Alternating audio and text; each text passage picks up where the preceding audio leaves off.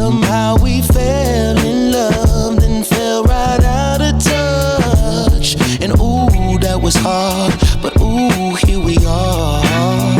And it's easier to walk away than to look for what would make you stay. Remember when we first met?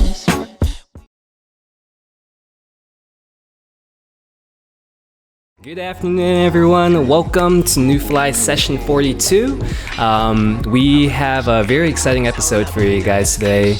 But just before everything, I noticed we do have a few new followers. I believe these are Marielle's friends. So just hello from Nüfly. Just a quick introduction to what Nüfly is. We are a multimedia brand company centered around mental health and creativity. One of our goals here at Nüfly is to help the modern artist kind of rediscover or maybe kind of discover any like motivations or lost motivations they may have had throughout their journey. So part of what we do for our Saturday sessions is not only do like work sessions, but we also want to spotlight some amazing friends that we have that we've been following for a while that we really believe people and especially our community needs to know about. So I am one of your three hosts today. My name is Daniel. I'm the art director here at Nüfly. You can follow me on Twitter or Instagram at Dakfu, and I'm going to hand the microphone over to Belinda. Hey guys, what's up? I'm Belinda, the editor-in-chief and video director here at Nüfly. Super excited for this week's stream. Marielle has been around for a minute, sat through Beej's 3-hour stream, and we had to get her on this one, you know? Hey, Beej is in chat right now. Yo, shout out to Beej, man, the goat. The Snow Allegra goat. I'm gonna pass the mic over to Kaz now. What's up, y'all? Happy Saturday. Hope everybody's had a good week. I go by Speak Proper on all platforms. Check out my work. I'm also very excited to introduce one of my homies today. I've known her for a long time. She's like been one of my first homies when I moved to San Diego. Like probably like the first, you know. She's always been hella cool, hella helpful, and it's been crazy to see her progression over the last couple years. So definitely want to introduce you to Marielle.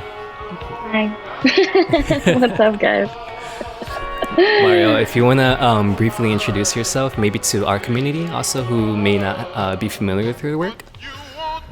Oh, hi, I'm Marielle. I am from San Diego, but I live in Los Angeles. I've lived here for like 5 or 6 years now. And yeah, I guess during quarantine, I convinced myself that I could make anything, and then I just started making everything that I could think of. Not for real though. Yeah. Nice. What's up, guys? Nice. I think she like very shallowly talked about what she does, but there's like a whole like giant iceberg under like the little ice tip that she just mentioned. But we would be sure to dive into that more today. Yeah, man, 88 slides worth of. I think that's the highest we're gonna have so far. Oh man, surpassed your 70s. Sweet. But Dan is also a goat right now too, because the man drove the whole night down to San Diego. That's why we got this little change up on the backdrop here. I'm in some dude's like Picasso house, but he broke into some art dealers. Do bear with me. The signal is great here. It's an exciting show today. But anywho, today is about Marielle. Yeah. So Marielle, I know Kaz kind of mentioned it a little bit, but I'd like to kind of give you an opportunity to kind of talk about maybe like how you may have known Kaz or anyone, or Belinda also from the Nüfly team, like how that story kind of happened. Yeah. What year is it? It's 2020 now. So I probably met Kaz in 2010 or something along those lines. We had a mutual friend, and I don't know, did we meet in Reno? Yeah. Okay, so we drove from San Diego to Reno, and I think Cass had a show, and then our friend Jaybird, it was like his first beat battle ever. Ooh. Do you remember that? Ever, yeah. Which is crazy. That was random. Because Jay is like a huge producer now, and then kind of everyone was still figuring out what they wanted to do, or they knew what they wanted to do, but it was like the very first show that everyone kind of was working on at that time, I think, or like the very beginning stages of it. So I met Cass in Reno, and then throughout like the next couple of years, all of our friends from different parts of the States all met up in like San Francisco. Oh, whoa. And in San Diego, and we would all travel together to go to everyone's shows, basically, or we'd all meet up. So we had friends on each side of the coast. Yeah, California, and even like Chelsea was flying in from like Virginia, and then we had friends from New York, and like everyone would kind of just all congregate to one city, whether that was the Bay or San Diego, and then everyone would kind of have their art show or their music show or whatever. And that was like really early because that was 10 years ago. So I was 20 at the time. I wasn't even old enough to drink yet. Yeah, it was like the very beginning stages of everyone's like creative career, I think, 10 years ago. Rolling 20 deep everywhere. Yeah, it's kind of crazy. Any coffee shop, but we had a show. It was like in I think it was like a boba cafe. Yeah. It was like in San Francisco. I don't know if you guys remember. Been there, man. I don't know if you remember LOL Cafe. It's I've never heard of that. No. It was like, just like a small little coffee boba shop, and then the homies was like, yeah, you guys could have a show here. We were cool. Like we did all our promoting through like Tumblr and stuff like that. Hey. So we were able to amass like a good amount of like people interested in coming. And then like fucking like 100 people showed up to like a 20-person capacity place. Damn. Yeah. Because Cass was doing like his art and his tattoos, and then we had friends that were rapping. We had friends that did beats and made music and production. We had friends that painted. There was like literally every medium that you could think of. Our friends were doing it at that time. We had all the DJs were coming through. Like it was pretty fun. It's crazy because looking back now, it's kind of like everyone knew that they were going to be in some kind of design space or whatever, but it hasn't come into real fruition until like later on in life, which is like now when everyone's settled in. It takes a whole decade, man. A whole decade. For all those seeds to grow into big plants. Definitely a lot of life events that need to happen.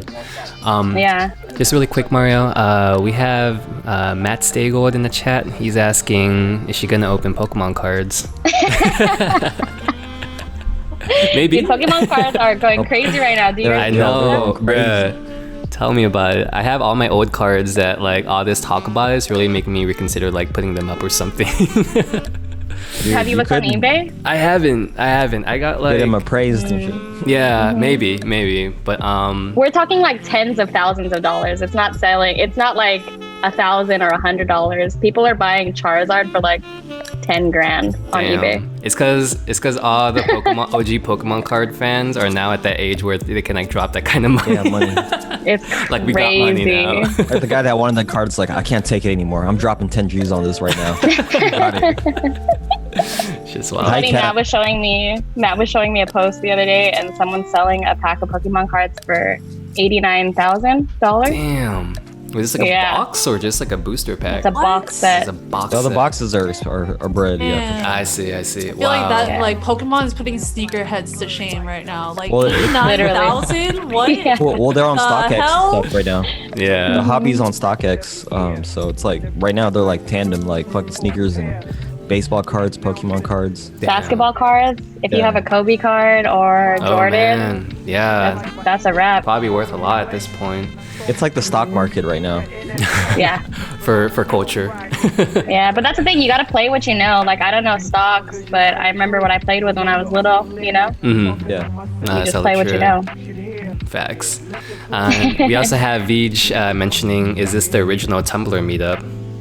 And it's funny. There was one of them, but there was a few. But what's up, Cat Badar? Oh, my friends! I just went to Cat's house yesterday. I was in San Diego. Oh dang! Nice.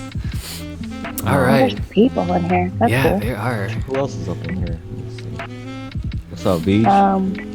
So while Kaz is checking in on that, Mario, one thing that we talk a lot about here at Nüfly is the topics of mental health. I know like during like early COVID, a lot of us in this kind of like gig economy really kind of like felt this kind of like burden that a lot of like our gigs are getting canceled. Some people are like losing jobs left and right. A lot of people had to like kind of reevaluate what kind of decisions they're like making in order to kind of get by. A lot of us were basically like feeling a lot of anxiety, you know, and I think over the course of 8 months, like we were able to kind of work through it together. But I wanted to ask, just as of late, how your mental health has been, if there are any kind of daily practices that you do to maybe align yourself that you'd like to share with people. Let's see. I think early into quarantine, I was having a really hard time just because of everything going on. I mean, we're all new to this whole pandemic situation and kind of just navigating through what this world has become, I guess. I don't do anything that I practice regularly other than like making sure that the people around me are taken care of, if that makes any sense. So like I try to take time to check in on my friends. That's usually the first thing I do. I fortunately have 2 dogs that keep me happy. Nice. In my life. I love dogs, so that's man. always fun. Yeah. Dogs are key during the pandemic. For real. Another human being, man. Or like, you know, in dog porn, it's like, you know, Oh wow. I didn't notice that you guys are doing this because I'm watching it on the other screen. Oh, nice. The dog right there. Hey, can I ask what That's my dude. Yeah, what their names are? The little black one is Louie. This Doberman, her name is Juno. So last year I adopted Louie from like a rescue in LA, and then Juno came from my friend Cece. She ran away from her owner on Memorial Day. This picture is so funny. It's my favorite picture. So basically, Juno ran away on Memorial Day because they were doing like hella fireworks, and she ran into my friend's garage. Oh wow! And then but she's like totally trained. She's like crate trained. She's really well behaved, and she's a purebred Doberman. Whoa! Oh, wow! The vet said that he thinks that they were breeding her like a puppy mill mom. That's why, because she's really young. That's but cool. She's already had babies. It's crazy. Yeah, because she wasn't chipped. She was really scared. She still kind of is kind of skittish, but like trauma. It's cool now. Yeah, she has hella trauma, you can tell. But she's really sweet. Nice. Yeah. It's my kid. For real though, taking care of dogs is basically like having a kid, right? Yeah. Adorable. Thanks. They're like a huge part of my life just because they're always around. This is so cute. Sorry guys, I haven't seen any of these slides, so I don't know what's going on. I love it. Nice. Thank you. But yeah, just I guess in terms of mental health stuff, I just check in on my friends, celebrate small wins. I think that's really important. Nice. I had like a big transition just because of like working a normal job into staying at home was a really weird thing for me because I have been working since I was like 15. I've like never not had a job basically. Wow. So to switch into that was really weird for me. Yeah. I would just say like be in control of the content that you absorb in your daily life, whether that's like Instagram or whatever's on your phone. I don't go on Facebook at all. I don't even touch that. Same. And then, I can't. It's become extinct. And then also with the new Instagram update, I'm like, I don't know. I haven't updated my phone yet. I haven't either. I haven't updated my phone either, but like Instagram has week. updated. It just updated like on me. Like yesterday. I was like, what the hell just happened? What is this new layout? I'm already getting enough ads. I don't understand why they always want to change the layouts and shit. Yeah, I don't know. I watched a video on it on Twitter this morning, and the guy was saying like, we're just trying to navigate this new blah blah blah, and everyone's on their phone more. But then it's crazy because everyone watched Social Dilemma, so now what? They're just trying to push us to buy. But I don't know. I have some conspiracy theories about that because ever since I watched that, like my algorithm is like fucked now. It's gone. Like I'm about to jump off of Instagram any second. Yeah, I think about doing that all the time. Yeah. But yeah, I think that's it. That's really what I try to stay on top of is being busy and controlling my surroundings. Because because that whole what's it called, internal capital, whatever, what was it? I feel like I know the concept you're talking about. Internalized capitalism, I think it's called. Yes. Have you heard of that? Do talk about that. I definitely do know internalized capitalism. Where let me share a hot take if I and then correct me if I'm wrong. Oh yeah. Yeah. So internalized capitalism is basically this kind of need that we always need to be producing something, or yet alone kind of monetize whatever we do. Because in this kind of system, right, everything we need to do has to generate some form of profit in order for us to be able to survive in this kind of, but the tricky part about that is that if you're not conscious, it kind of becomes a slippery slope where every aspect of your life becomes a hustle. You know, like everything has to be like, I need to make money. If you're not working now, someone's gonna beat you to it. If like you take any breaks, you're gonna fall behind. These are all kind of like, I know like internalized capitalism has like different kind of like layers on it, but those are kind of like the ones that I at least identified, because I'm personally kind of feeling that too. Like I have a very difficult time taking a break. Like relaxing is very hard for me. Traveling for vacation is very hard for me. Like I just Do you feel like you're wasting your time? I do, and it's terrible because like you know, like I, for example, probably my most recent trip last year was in Cabo. You know, that was probably like the first trip kind of like outside of California. Yeah, but then like I still brought my laptop. I remember I had to make it very kind of like intentional for me to not relax. Work. You gotta be at the beach drinking a Corona, bro. Yeah, but is that kind of along the lines what you were mentioning, Mario? Yeah, it's for me it's hard because like I said, I've been working since I was 15, so I've always worked somewhere. I had some like as long as I've known random job. She's had a job, like she's always working. Yeah. Oh, dang. Like, yeah. I think because when I was younger, I don't come from like a super crazy wealthy family. Like, yeah. you're always having like multiple jobs like all the time. Yeah, I don't know what. I think it was because if I ever asked my parents for something, they would just be like, all right, well then go get it. I'd be like, all right, well how do I go get it? And then, what does that mean? It was a lot of me trying to figure out and navigate how I could do that by myself. And then once I realized like, oh, I just gotta go get a job, then I'll go get a job. Work. And then like Cass was saying, I think like 2 years ago, my New Year's resolution was to travel once a month to a new place. Oh, whoa. For a year. Hell yeah. Which was really, really expensive. Like, but during that time in my life, I was like, man, I haven't done anything. I haven't seen anything. I'm just like drinking with my friends and going to shows. And there's nothing wrong with that. But I wanted to like make sure that I took time to see the world if I could. Right. Yeah. You can't expand your mind if you're just in the same place all the time. Yeah. It's really important. No, that's and LA can be really like toxic in the sense that like it's almost like imposter syndrome. Like everyone out here has to be Hollywood or whatever. Mm-hmm. And I'm not that. I don't want to do that.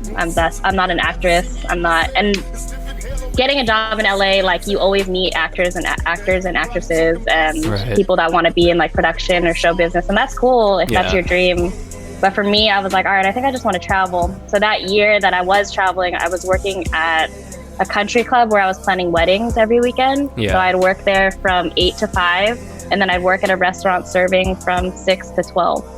Mm-hmm. And I did that like every day that I wasn't traveling. No, for real. Yeah. So I would get off. There were days that I'd get off the plane and I'd go straight to work. I would just bring my clothes with me. Yeah. I would park my car at the airport, change in my car, drive to work and get there at like 8 o'clock, and then do it, and then try to cash as much as I can, and then I'd drop it on like a big flight if I could. Damn. Not saying that I worked at Escala K-Town. That was the job that I was working from 6 I miss eating there. to 12. Escala's good, dude. It's good, and they're super like hip hop over there, and I liked working there because the music was always good. That's important if you're gonna spend hella time there, right? Yeah. It's a restaurant in K-Town that's run by like this. They call him OG. Mm-hmm. And he is like an old music producer, tour manager for like random people like Fergie, Black Eyed Peas. Oh, damn. Jurassic 5. He did like all kinds of stuff. Yeah, and then when he was like, Yeah, when he wanted to like stop traveling and doing all that, he opened a Scala, and then like I met hella people there. I met like he would always have his friends come to town to perform. So like I got to see like Jurassic 5, and like I was like, wow, I never thought this was ever gonna happen. So anyways, I worked there, but it was cool working there because everyone listened to good music and everyone was all on their hustle. So there's a sense of like community there, I'm assuming, and like everyone's kind of the same frequency, right? So I guess going back to the whole internalized capitalism thing, I've had a job for so long. I had the hardest time in the very beginning of quarantine because I was like, now what do I do? Like I was doing events. I've been doing events since I was 15, like at L&L. I was doing like cast notes because I worked at L&L for like 7 years in San Diego. Yeah, she'd always pull up with the tray though. Yeah. It was funny because me and Cass have a friend, his name's Gino, and Gino texts me every once in a while. He'll be like, yo, you fed me when I couldn't feed myself. You know what I mean? Like all of our friends always say like, man, I always remember Marielle bringing spam musubis and like macaroni salad to the house. I ate L&L for 7 years. My friends also ate L&L for like 7 years. Damn. Or 5 years. L&L fueling creatives.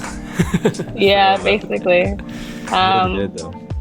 But yeah, so I guess just having a job, trying to figure out how I could make money to buy things and like hang out with my friends and collect things over the year, and then have money to travel. But the thing that I realized was like every job that I've ever worked, although they fall under the same umbrella, like I've always hated working for someone. So I always have this feeling inside that I'm like, all right, I just need to keep working. And if I keep working, then I'm somewhere along the lines, I'm going to figure out what I want to do. And I'm going to figure out how to like navigate my own life and live in this lifestyle that I want to keep up with or whatever.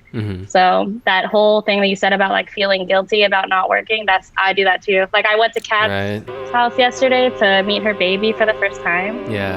Shout out to baby Z. Is Kat still here in the group chat? And I brought all of my stuff with me. I brought like my computer and my iPad. I brought stuff to make a rug with because just in case I had a second to like put it all together for the stream, I was like, I need to somehow stay productive during this time. It's hard. It's like it's super hard to unplug when you're just like ready to go all the time. Right. Yeah.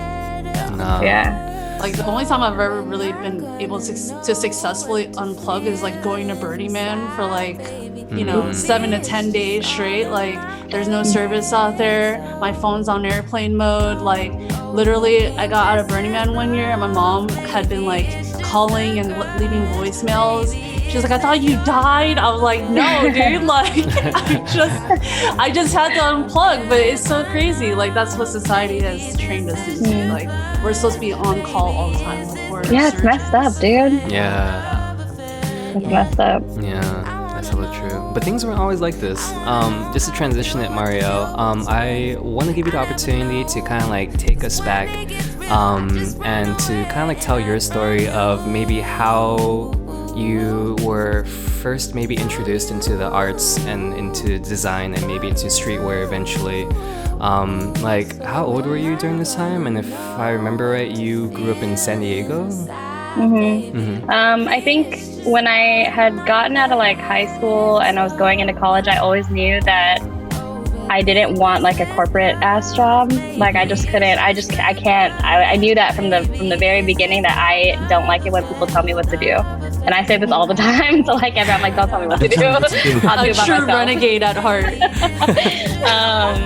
So originally in college, I went to culinary school. So I was like, if there's one thing that I know that everybody loves, it's food. So yeah, a lot of people don't know that I did that like right after culinary high school. Damn. It's amazing.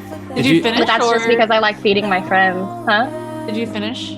I didn't. I dropped out. Damn. I know. Culinary school dropout. Crazy. It's quite a story. But sorry, I lost my train of thought. Can you tell me the question again? Yeah. If you could kind of like take us back and kind of tell us like how your journey kind of began, like, and what I mean by that was like maybe like what was introduced to you that got you interested in, for example, design, or the arts. Oh, I see. Yeah, or maybe like streetwear. How old were you kind of at this point? Like, what's your story kind of growing up?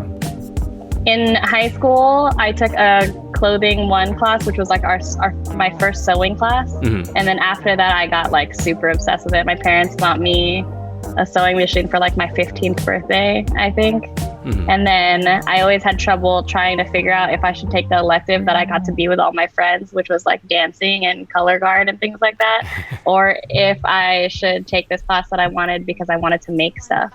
So I decided that one year I was like, all right, I'm just going to make the artsy stuff. So I did like a sewing elective, and I took like a wood shop class in high school, but they don't have that kind of stuff anymore in school. Isn't that crazy? They cut it all out. I know. Yeah. Bummer, dude. I was thinking about that the other day, and I was like, dang, my nieces and my nephews they're never going to learn that unless someone teaches them like a skill. It's not an option for them at this point. It's like go into econ or history or something, right? They don't have home ec anymore? No, I don't think so. Not at least not in like the schools that the kids that I know go to, which sucks because I was like, that was the moment that I really fell in love with like making things. So I was like, it's all like right, the fun classes. It's the fun classes. It's the classes that you get to be like hands-on, because I really only liked like my Spanish and English classes, and I liked my art classes. Like the artsy stuff, Yeah, so then getting out of that, I was like, all right, well, when I go to college, I don't want to study to be like a doctor, or I don't. My parents would always tell me like that whole Filipino thing, like you should just be a nurse. Yeah, and I was like, I don't know if I can do that, just because I looked at my aunties at the time, and I was like, I don't know if I want my aunties. Like, they work so hard. Like, they will go from the very beginning of the day, 12-hour days, 16-hour days. Like, I knew that I couldn't do that. I just don't have the stamina for it. Especially now, like, look at all the nurses during COVID. Like, I don't know if I could, like, emotionally even take that. So I guess just getting into art stuff, I think like after, I don't know what year it was, like 2000 something, I was making like headbands and selling them on Facebook. Oh, nice. Online. Oh, yeah. Do you remember that, Cass? Mm-hmm. It was like random stuff. I was making like hair clips and headbands and like whatever I could make. And then I got so overwhelmed with it that I was like, because that didn't exist back then, like Shopify and like any of that stuff. It was all like Twitter and Tumblr. Damn, super that was organic. the only place. Big cartel. Yeah, big cartel. And I couldn't keep up with it. It was too hard for me. And then I kind of lost myself in the years where I was like 22 or something, 20 something and on. Mm-hmm. All of my friends that surrounded me were all of a sudden really creative, like meeting Cass and like all of our homies. Like everyone in that group of friends loved to do something, and they wanted to do it for the rest of their lives, whether that was like music or art or e-com or making t-shirts or whatever they were doing. Mm-hmm. Like, and I was astounded. That was the first time I had been around a group of friends that like was so creative, and I never felt like, I knew that I was creative, but I never felt as good as everyone else did, I guess, if that makes any sense. I was like, oh yeah, but my friend does that, and like I don't want to do that, and like I never felt good enough, I guess, if that makes any sense. No, that makes a lot of sense. It's actually hard to like be friends with some of our friends, because like I feel the same way too. It's like it's dope. It's actually a lot of inspiration, but it's also like, motherfucker, you're too damn successful, dude. Like, like I see, like it's just I'm not gonna like name names or anything. It's just like it's inspiring. It's really inspiring, but it's also like, damn, these are like the people I gotta like kind of keep up with too. Yeah, you can't help but compare yourself, because you're only as good as your company. You're only as good as the company you keep, right? Facts, yeah. And I knew that. I was like, wow, I have such good friends. I have like the most amazing group of friends that I could ask for. Like, seriously, like everyone that wants to be friends with someone, they want to be friends with my friends. That's how I always thought about it. I was like, wow, I'm so like blessed. I'm so fortunate that I get to surround myself with these people. Mm-hmm. So I never like worked on anything. Friends, you know? Yeah, you can curate your friends. Yeah, like I was saying earlier, like you really gotta be aware of your surroundings and control what you're taking in. Yeah, because you feed off of them, and they feed off of you. Mm-hmm. Yeah, I have a friend that like doesn't follow anyone, because he would say like he follows 0 people on Instagram because he wants to control the content that goes into his brain. And I was like, oh, it's interesting. But yeah, so basically during that time I didn't make anything or do anything. I was just working. I was like working so that I could hang out with my friends and travel, and we could go to shows in San Francisco or wherever the hell we were going at that time. Right. We could go on road trips. Yeah, Cass was probably there. If there was a show, Cass was there, he's probably organizing it. Yeah. Dude, I remember when like me and Cass booked it down with Andy. Yeah, that I exactly. had to stay in your spot. That was how many square feet? 300. So before I moved in here, two years ago now, I had my own apartment in downtown. But the size of that room is literally like this. Like what you can see in this picture, that was the size of this room. It was 300 square feet. That's like the size of basically just your bedroom. That's how big 300 square feet is. Mm-hmm. But it worked for me. Like the way that my apartment was set up was so that I could live there and work and eat and do everything by myself, because that's what I wanted to do at that time. Yeah. That was when I was traveling. Spot. Yeah, it's a nice spot. Yeah. I wouldn't want to go anywhere.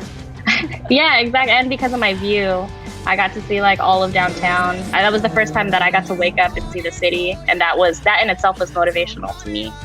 But I guess I remember you, and then I was like, "Yo, I have these photos of your spot from that time." I loved that apartment. I got a lot of shit for like living there, but it was literally perfect for me. It was all I could ask for. It was the only thing that I wanted, just because of how much I paid and how small it was. Like it was really small. Like I could have paid that much and gotten a 1-bedroom somewhere really far away. But it was always my dream to have like some crazy view. So basically that apartment overlooked like Staples Center and all of downtown. Wow. Yeah, it was like right over the freeway. Yeah, it was really pretty in terms of like the view. But yeah, I just got a lot of shit for it. I don't remember where we were going. Basically, I didn't do anything creative for a long time until quarantine hit, and I was forced to figure out something that I could still pay for all this stuff that I have. Basically. But I like doing this more, so I guess we could just keep it running. Nice. Wow. That really does bring us like back to like the present now then, huh? Yeah. With your I guess like during the quarantine, like how was your kind of decision process in regards to like what you felt like you actually want to pick up and actually like practice? Because that's kind of like a really big decision itself to kind of commit yourself to one particular craft, right? Yeah. So what was kind of going through your head as you're kind of sorting through like what you wanted to do? I think the very first project that I worked on during quarantine was with Beach.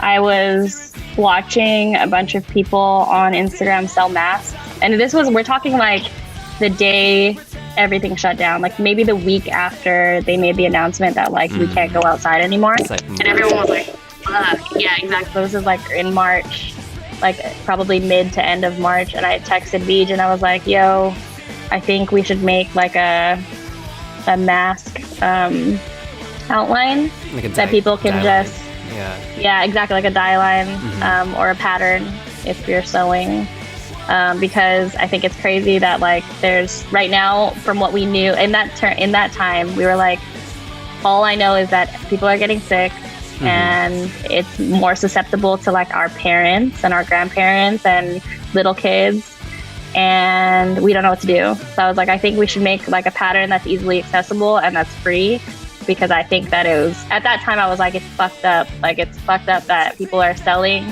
something just to keep it goes back into like pharmaceutical stuff. You know how like they make medication like crazy expensive? That's all I could think of. I was like, it's mean. Like just give it for free. If it's gonna save someone's life, if it's gonna like affect someone's health, then it should be free. Like that's it. 100%. So I was making like random masks that we could wear, because it was like sold out everywhere. Remember when you couldn't get a mask anywhere at all? People on Etsy made thousands of dollars. Like Beach has a friend that he was telling me like made 30 grand off of masks or something crazy like that. Wow. Which is amazing. That's amazing to start a business and like have those kind of numbers. But for me during that time, I was like, what if you like, people just lost their jobs? I'm not going to spend $20 on a mask. Like now what? I was going to emphasize that point too, that it became kind of tricky, or kind of like you run into some kind of like ethical gray areas when like you want to kind of monetize the pandemic, you know, when the reality is that people are losing like their jobs left and right, you know, like the gig economy, especially as freelancers, we're like basically like out of business for a while. So I could totally sympathize how you were kind of like, okay, like that's dope, but I'm not sure if I want to do that. Yeah. So basically, at that time, we ended up just making a little outline of a mask that you could just like take a piece of paper and put it on your computer screen if you don't have a printer. Yeah. And then you could like trace it out and cut it out, and then that was a wrap. Like, you don't need much Yeah, it was awesome, by the to way. make it. Yeah. So that's all Veej. I was like, Veej was the only person at that time that I was like, I could hit up and just be like, yeah, let's work on this thing together because we can do it and we can get it out there and it's fine. It's not that it didn't get like crazy traction or anything, but I knew that I wanted to help. That year that I was traveling all over the world and stuff, I was also volunteering downtown, like on Skid Row. Oh, wow. So I knew it's weird because I have this thing inside that's like, I don't want to just have a normal job because I also want to help people. So I always do think about like nursing and stuff because I'm like, man, you get to help someone every day. Like, you get to change someone's life every day. But for me, that wasn't the outlet that I wanted to do it. Like, I know I know what you mean. it's Your hard. aunties, man, they're in you. They're in you. I know. I know. You just have to make your own version of it. Like, For real. So yeah, I guess that was the first thing that I worked on during quarantine. And then after that, I just started, after it settled in, like all the quarantine stuff, and then I was drinking every day, and I was like, I don't know what to do. I'm bored, and it's like it's 11 like shot o'clock. o'clock. Everyone's on virtual happy hour. Literally. My dogs are just looking at me. It was like that point where like, you can't get a haircut, you can't go outside, Not for real. you can't get your nails done, you can't You do haven't anything. changed your clothes in a couple of days. Dude, it was bad. I was really bad in the beginning of quarantine. I was drinking so much because I didn't know what else to do. Like, I can't see my friends. Yeah, that was when everyone was playing that game on their phones where you could like hit up all your friends. House Party, I think. Oh, yeah. I think yeah. I tried that. My cousin was doing evening. that. Yeah. Yeah. It was too You're much right. though after a couple of days. I was like, For real. Okay, Yeah. I'm good. I need to delete this. This is. And then we started doing actually draining my Netflix parties. phone. Oh shit. And like trying to watch movies. I started Twitch streaming Animal Crossing. Like, Hey. I was like, I don't know what else to do. Hell yeah. No, I love that. But I do. Oh, I didn't make this rug. I Sorry, do, go ahead. I do also notice that it wasn't just like the rugs you started creating. I want to emphasize like your jewelry brand that you co-own also, Ona. Can you tell us a little bit about that and how that kind of came to be? Yeah, so last July 2019, my friend Kathleen, we had gone to like a July 4th barbecue at the beach, which is crazy to talk about now because I can't imagine going anywhere now. For real. Wait, isn't that weird? It's another lifetime ago. That's crazy. So we had gone to like a July 4th barbecue, and I went with her as her guest, like as her friend. So I didn't know anyone that was there, and she was like, yeah, everyone here has like a side hustle or a brand. And I was like, man, I've always wanted to start something, but I don't know how to start that, or like, and I'm also not organized enough because I'm too ADHD to like focus on one project at a time. So basically all these like earrings that you're seeing in the background or whatever, Kathleen and I like sourced what we could and what we liked and kind of spoke to our personal style, but also it's hard to start a clothing brand for girls because you want to be size inclusive, right? So you want to like shout out to everyone. You want to make sure that everyone can wear your product or whatever it is, whether that's a shirt or a jacket or earrings. And we wanted to make a brand that not only oh, Kathleen's here. Hi, Hey, Kathleen. what's up, Kathleen? So we talked about like what kind of stuff that we like to do and that was manageable between us, because at that time of our lives, Kathleen and I were both working full-time jobs too. So we decided to do, I was like, man, we should just sell earrings. And then it literally happened like overnight. We had the talk at the picnic at the July 4th barbecue thing. And then the next day we were like coming up with names, and Kathleen was making logos and taking pictures. We were trying to find places to find earrings, and then we started making earrings. It was like a whole thing. Yeah. But it was really hard just because we work so much. Kathleen and I are both like workaholics. So relatable. it was, yeah. So we would get off of work, or we would get off at work and meet up at like 7 or 8 o'clock. We would order dinner to the apartment, and then we would just be there like cutting and printing paper, packing orders, and figuring out how to do it properly. And it's still been a year and we're still figuring it out. Like there's no like There's no, it's not track. done yet. Yeah, yeah, there was Methods no of fast madness. track. like in Mario Kart. Yeah. So we love like statement pieces. We love earrings. I don't know if it showed the pictures from like Vogue and stuff, but our friend Tati is a stylist now in LA. She's from the Bay. Oh, She's yeah. Jordan's Styled by girlfriend. Tati. Yeah.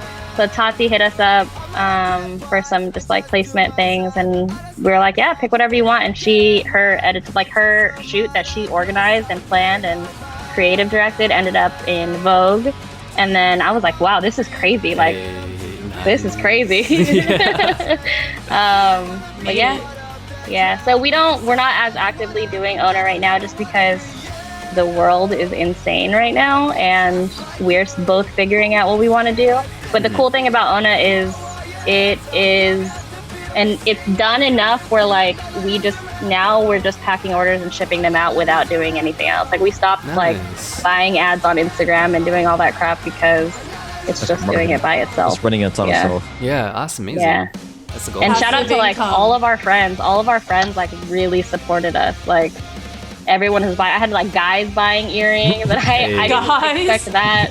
Ona means woman, and like in Croatian of all random languages. But yeah, so it's cool because it's kind of managing itself. So all we're doing is fulfilling orders. Now, even to this day, like I don't think I've posted on that Instagram since like February when the world blew up. Oh damn. And then and it's fine. Like between Kathleen and I, we can manage because she doesn't live too far from me. We just coordinate together, and it just gets itself done now at this point, which is cool. That's what everyone wants, right? For fulfillment. Just like a back hustle.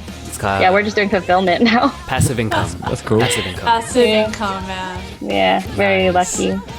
It's amazing. Yeah, even me kind of looking at it for the first time, I was kind of like, oh, like it looks like you guys have been around for a long time. But it sounds like you mentioned it's only been conceptualized around like a year ago. Is that right? Yeah, it started it in July 2019, and then we worked on it really hard for the next year, or for as long as we did, and then now it's kind of just doing whatever it's doing. Nice. We're kind of rebranding. Kathleen and I did a flea market like a few months ago, and we started making like concrete pots just because Kathleen loves plants and like taking care. I mean, everyone became like a plant parent. No, for real. Yeah. A lot of adoption happening during quarantine. For real. Plants. Yeah. Yeah. We actually went the flower market in LA. We went over there, and the guy that supplies our plants, he was telling us that everyone else that isn't wholesale and that doesn't only sell to businesses are running out of plants because so many people buy plants right now because they want to like take care of everything. Plants are fun though. They are. They have personalities. Yeah, if you could take care of it. Yeah, for sure. But yeah, so like one weekend we like made not even one weekend, for an entire week we made concrete pots for like. We made like hundreds of concrete pots. It was insane. Wow. They were all over my apartment, all over her apartment. And this was simultaneously being done while we were working. So I would like cast all the pots, and then Kathleen would come pick them up, take them home, sand it, and finish it. And then we would just keep stacking as many concrete pots as we could. And then the day that we did the flea market, people were basically like lined up before we were even set up for our booth. Damn. Because of Twitter. Twitter is crazy. Hey, Twitter works. It gets Twitter works. With the right retweets, it'll get around. Yeah. So basically that was it. We were making like hype concrete. You did a good job planters. marketing it. Yeah. We just like threw up pictures and we're like, hey, we're gonna be at the flea market, and it sucks because people still ask me about them, but it's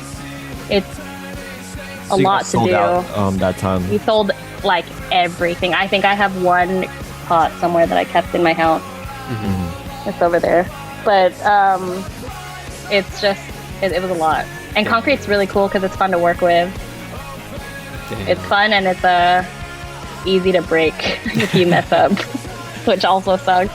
Yeah, but, it kind of comes with the practice. But I know it's not also only home goods and jewelry that you create. I know you have another account or another brand also, Planet Mars. From my observation, it looks like you're kind of exploring some cut and sews. There's some tie-dye exploration that you're kind of doing. I believe you kind of like Do you thrift these pieces? Maybe too? I don't thrift, actually. Oh, Thrifting is really controversial right now. Did you know that? Why? Tell me. I don't know. People say that thrifting is controversial because people that really need thrifting, that are like low-income housing or low-income families, depend on thrifting to like clothe their kids to go to school, or if they need a blazer for a job interview or something like that, it's an easy source to get it for a cheaper price, basically. So I don't thrift, actually. I know where you're going with this, because what's happening is that, how should I put it, fashion enthusiasts are kind of like coming in and kind of like scooping up everything, and potentially even when there's an increase in demand, prices can sometimes go up too, right? Thrifting is tricky. Thrifting is really good in LA if you're like really dedicated to it, but like with COVID and stuff, it's also really scary to do. You don't know if someone that had COVID is donating these clothes to a Goodwill, or like too. Yeah, it's really tricky. So no, if it's been properly cleaned out, you don't know if they're like selling clothes to like Buffalo Exchange or something, like of someone that died. You have no idea. Like, damn, that's just true. That's just it. Yeah. So tell us about Planet Mars. Introduce it to everyone in case someone never heard of it before. So, cool. All the pictures of it. So cool. So basically Planet Mars turned into something that it was one of those projects that I was just messing around with at home. I had like, at this point in my life, I had collected a bunch, or I was hoarding a bunch of Nike sweaters that I had found or I had bought online. Now I go to like this fancy warehouse in LA that like has a bunch of old sweaters, and you can kind of just pick through them, but they're not thrifted because it's not open to the public at all. Oh, wow. Like you have to make an appointment there, you have to spend a minimum amount of money, like it's a whole thing. But you can find some really cool things there, like some really nice like quality things. Like I have like some random shirts from the 80s. I have like some like vintage Nike and like vintage band shirts or Harley Davidson t-shirts. Like this is the place where you go to buy that kind of stuff. Yeah. That's crazy. Yeah, it's crazy. This place is like 40,000 square feet. Like it's huge. Damn. Like every time I go there to get sweaters, we're talking about me going there for like 6 to 8 hours a day of me like easily digging through sweaters. Yeah. And you can't have your phone there. You can't take any pictures. Like, let's say you find. That's serious. No, if you find like, it's super serious. Like, if let's say you find like an old sweater, you can't even like pull up your phone to look it up on like Grailed or like StockX or whatever. Wow. Like, you just can't have your phone. They might as well take your phone away. Yeah. Damn. They have some stuff, but I know that a lot of the other streetwear brands, like Round 2 and like Sean Wotherspoon, like those guys, I see them there every time I go there. They're always digging through there. They're always digging. So all those like old Nikes, So all this those is bales old of stuff. we're talking like pallets and pallets of clothes, like constantly being rotated through this warehouse. So I go there like maybe like once a month, and then I'll pick out the things that I like, and like all these sweaters and things that I pick out. And then I take them home and I dye them. And that all started because there was an account on Instagram called Defective Garments, and he was selling like these tie-dyed bleached Nike hoodies, and he sells them for like $300. Holy shit, dude. But don't get me wrong, it's not that it's they're beautiful. Like his work is beautiful. And like he really took the time to like source everything or whatever he's doing. He doesn't have like a day that he drops everything. He's just like, I think I'm gonna put this on my website on Tuesday at 3:00, and then that's it. But he has the amount of followers that will be like, I want a one of one piece that only I can have, and whatever. So anyways, I saw his Instagram. I was like, man, I'm not paying $300 for a sweater. Hold up. And I'm probably going to grow out of anyway. So I was like, I just started messing around. I messed up a bunch of times, and it got super annoying. And then I got kind of good at it. And then it just turned into this whole thing where people started asking me for more sweaters. But then that gets old. Like I told you guys, I have like creative ADHD. So like some days I'll make sweaters and sweatpants, and I'll sew like different sleeves onto different things, and I'll work like that. And then other days I'm like, today I want to make a table, or today I want to make a rug. Yeah, Dude, Instagram, at least my explore page is really like creative. It's always like people that are painting or making something or sewing something.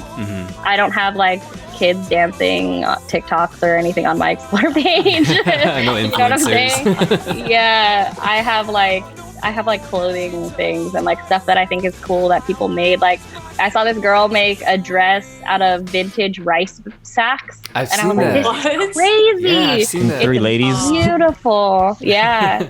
So stuff like that, like I get inspired from like my explore page and looking at things like that. I'll look through the bookshelf and look for something that isn't like I don't want to say well known, but like I'll look for something that's like super old. We're talking about like 90s streetwear or like something like that, something that I think is cool, and then I'll try to make that into a table, which was what started happening. I was like, all right, I'm just gonna try to do it, and if it sucks, it sucks. It's fine, because no one's monitoring me. I don't have a boss anymore. So Yeah. The thing about Planet Mars is cool because I can't be like, oh, all I do is make sweaters, because I like to make everything. I want to try to make anything, whether that's furniture or whatever I see. So now I've stopped buying things because in my brain, I convinced myself that I can make it. Hey.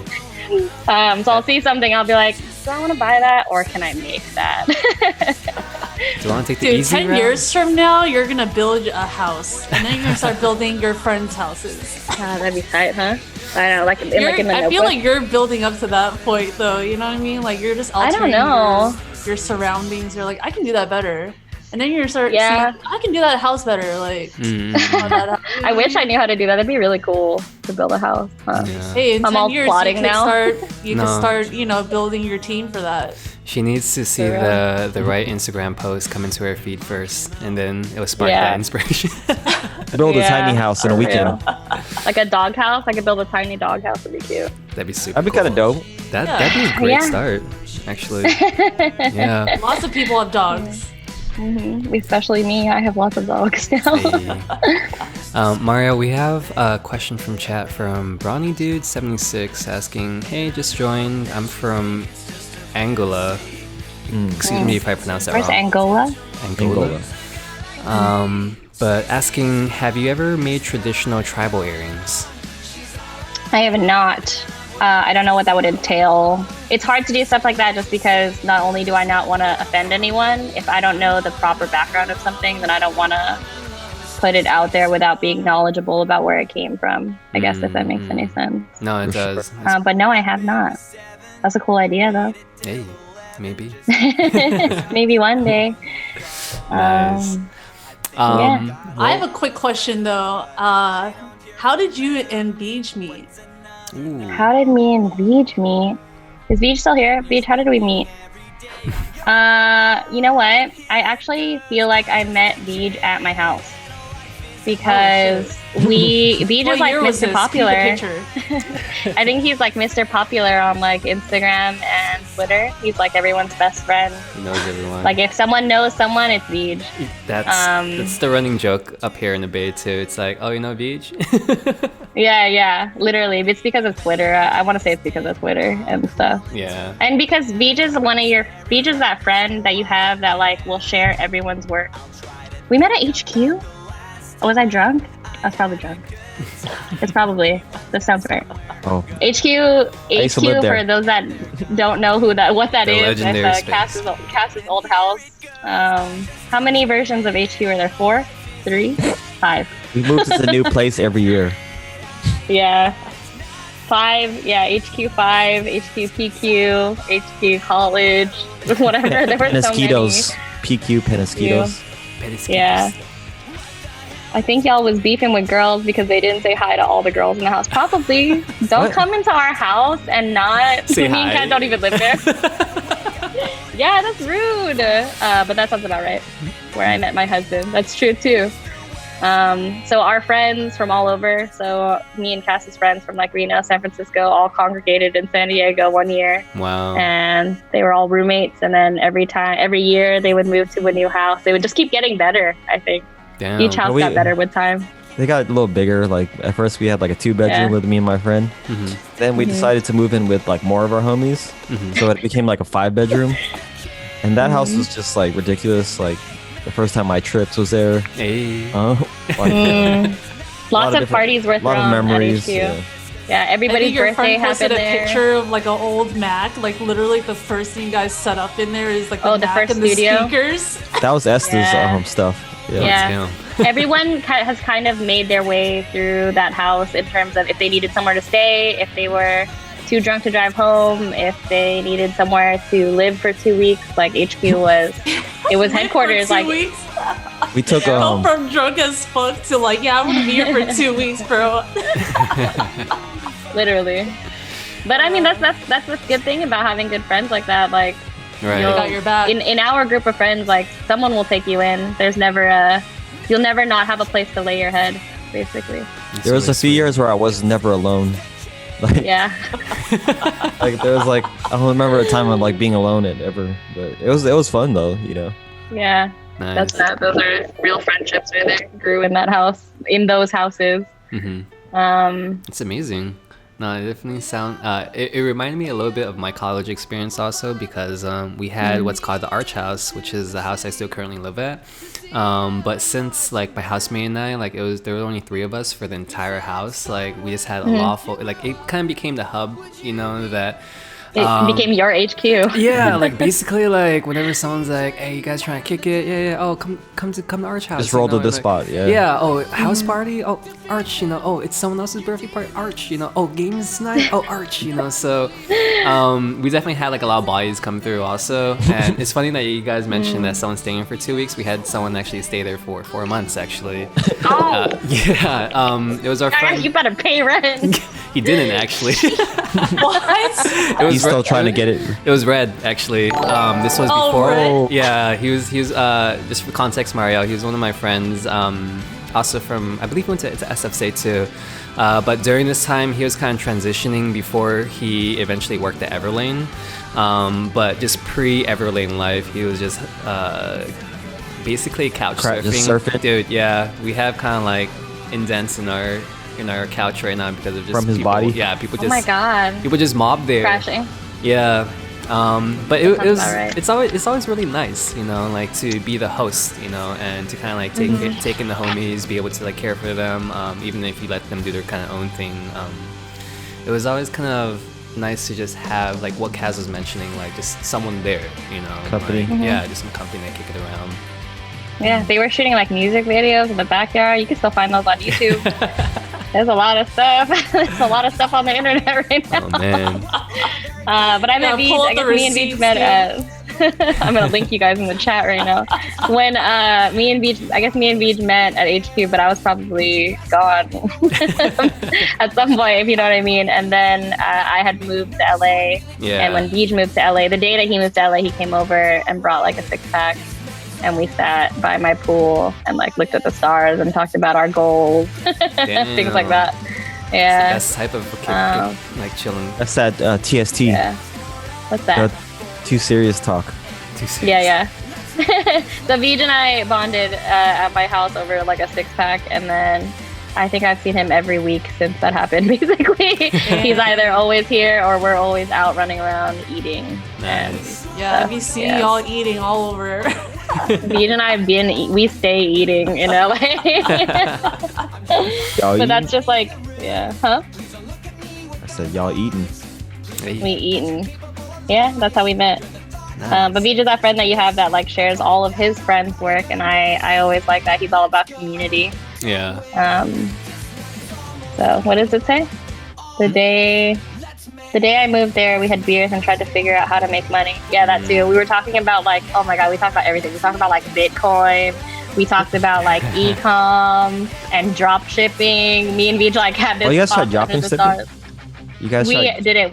We talked about it. My brother does drop shipping, kind of, which is cool. I have a few friends that do drop shipping. It's a little tricky. I don't know if you guys know what that is. I was gonna ask, what is dropship?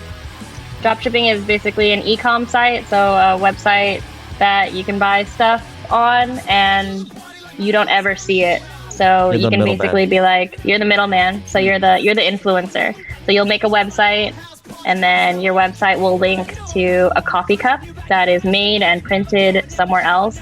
Made, printed, packaged, and shipped direct to the consumer.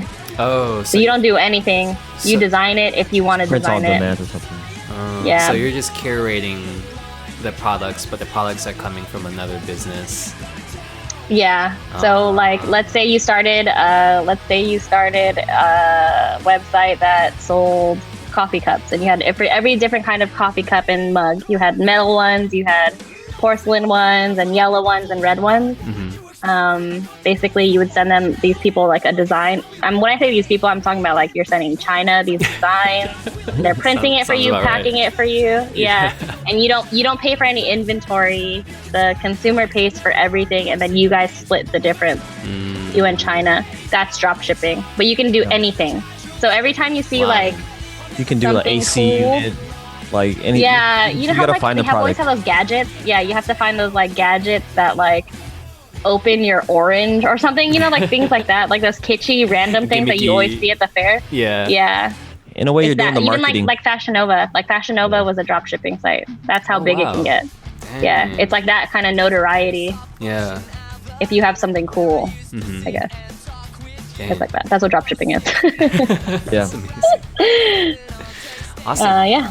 Well, I just want to be mindful of our time too. We are entering our second hour, Marielle. And if I do remember right, you do want to share some of your process on how you create rugs. And we have an amazing setup POV for our viewers today. It's really okay. This will be interesting. Yeah, I think this will be really fun. Yeah. So transition into the process hour now, guys. Okay. I'll give you a moment. So how do I? What's the? I go on my phone now, right? Exactly. Yeah. How we I wish you guys could see what this setup looks like, because if you're wondering, this is like the side of my living room that holds the TV, and it's like my bookshelf. So everything else is on the other side. I know it looks weird. Does it look weird? Does it look like a tiny desk? Because that's what I was going it does. for. No, Yeah, man. It's very like You know. it's very cute. It looks cozy. It looks cozy It with an looks aesthetic. cozy? Yeah. Okay, that's good. I want Miguel to pull up real fast and do a quick show, dude. Let me see how I can do this. Bring T-Pain back there. Yeah. Yo, T-Pain is fire, dude. Like That tiny desk was fire. We've recently at Wildflower been rewatching some of his like not just his NPR timetable, but also like his Twitch streams are lit. Like it's crazy, dude. Like he does the intro like every Twitch stream. You guys should check it out on YouTube if you get a chance. But yeah, T-Pain, man, I love that guy so much, dude. Yeah, the guy He's can so really talented. sing. Yeah.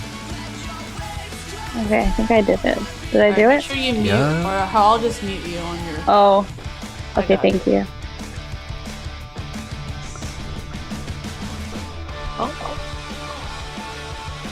Sorry guys, I was telling them earlier I'm not like technologically savvy You at gotta all. orient the phone. Oh, okay. Let me see. Moments pin video. Bro, now you're looking at me. Oh. Yeah. Yep, your forehead. You need to flip it, I believe. I need to flip it like this. Okay. And then it needs to be like this, I think. Did I do it? Or is it backwards? It's for a second. Yeah, it's no, I think it's oriented. upside down. Sorry guys. No, all good. All good. Oh man, see I got dressed this side up and I put sweatpants on because I thought no one was gonna see me. Just the top up. It's okay. We're cozy. We're cozy in here. Does this work? Did it turn? Okay, it Oh, turned, yeah, and no, then it's oriented. is that right? Or is it upside down? We're all in sweatpants. We're all in You should sweatpants. get Upside- Nüfly sweatpants. Upside down. Oh, we right should. now. Yo, can we get some sweatpants now? There we go. Yeah, this works. We also need a dad Did I do cap too. Yes, that's perfect. Oh, cool. Wow, this is crazy. Technology is tight. I know, right? Wild and Okay, so during whoa, this is weird because you could see me here. This is what my house looks like this way. Oh, Okay. nice. So I went ahead before the stream started, and I have a Cricut, which is like a Ooh, like nice. a vinyl cutter, paper cutter. You can cut anything on it. Like that's Which one do you paper, have? basically. I have an Explorer Air 2. Nice. A Cricut is What really color? like a soccer mom a soccer mom toy, basically. It's the crafter's toy. I have blue. Yeah. I just got Christina to get one too. Christina bought one also. Not gonna lie, I've been wanting one too. It's pretty fun. You can make anything. I saw people on YouTube like print their own stickers and cut them out. So basically, Cricut is literally a cutter. So it just cuts like anything between like cardboard. It can cut wood, vinyl, paper, whatever the fuck you want it to cut. So before the stream started, I cut out these letters here, and it says "Lost in the Thrill of It All" because that's the Frank Ocean song that played in the very beginning of the stream. It played "Lost." Oh, how do I make my phone be private? Here. So basically, I printed these out. So the way that the rug making thing works is I'll make some kind of stencil, and then I'll stick it onto this cloth that's called monk's cloth. And I made this frame. It's like a wooden square. And then you buy this fabric from like Joann's. It's really like porous. It has like all these little grid lines where you can control what you put through it, whether that's like yarn or string. So what I do is I'll take a stencil. So normally what I do is I do it out of like cardboard, and then I'll stick it to this thing where I want it to be, but it has to be backwards because the front of the rug is the other side. Right. Gotcha. So anything that you make, if you're making a rug in this form, whether that's with a gun or if you're gonna punch needle it, which I'll explain in a second, you do everything backwards, and then you don't really see your artwork until the very end when it's filled in on the other side. Gotcha. Yeah. So go ahead. I was gonna ask what, I don't know if you mentioned this, sorry, but what type of fabric is like the base for this rug? This is monk's cloth, which you can buy like literally. You can buy it at Joann's. You can buy it at Michael's. You can order it online if you want by the yard.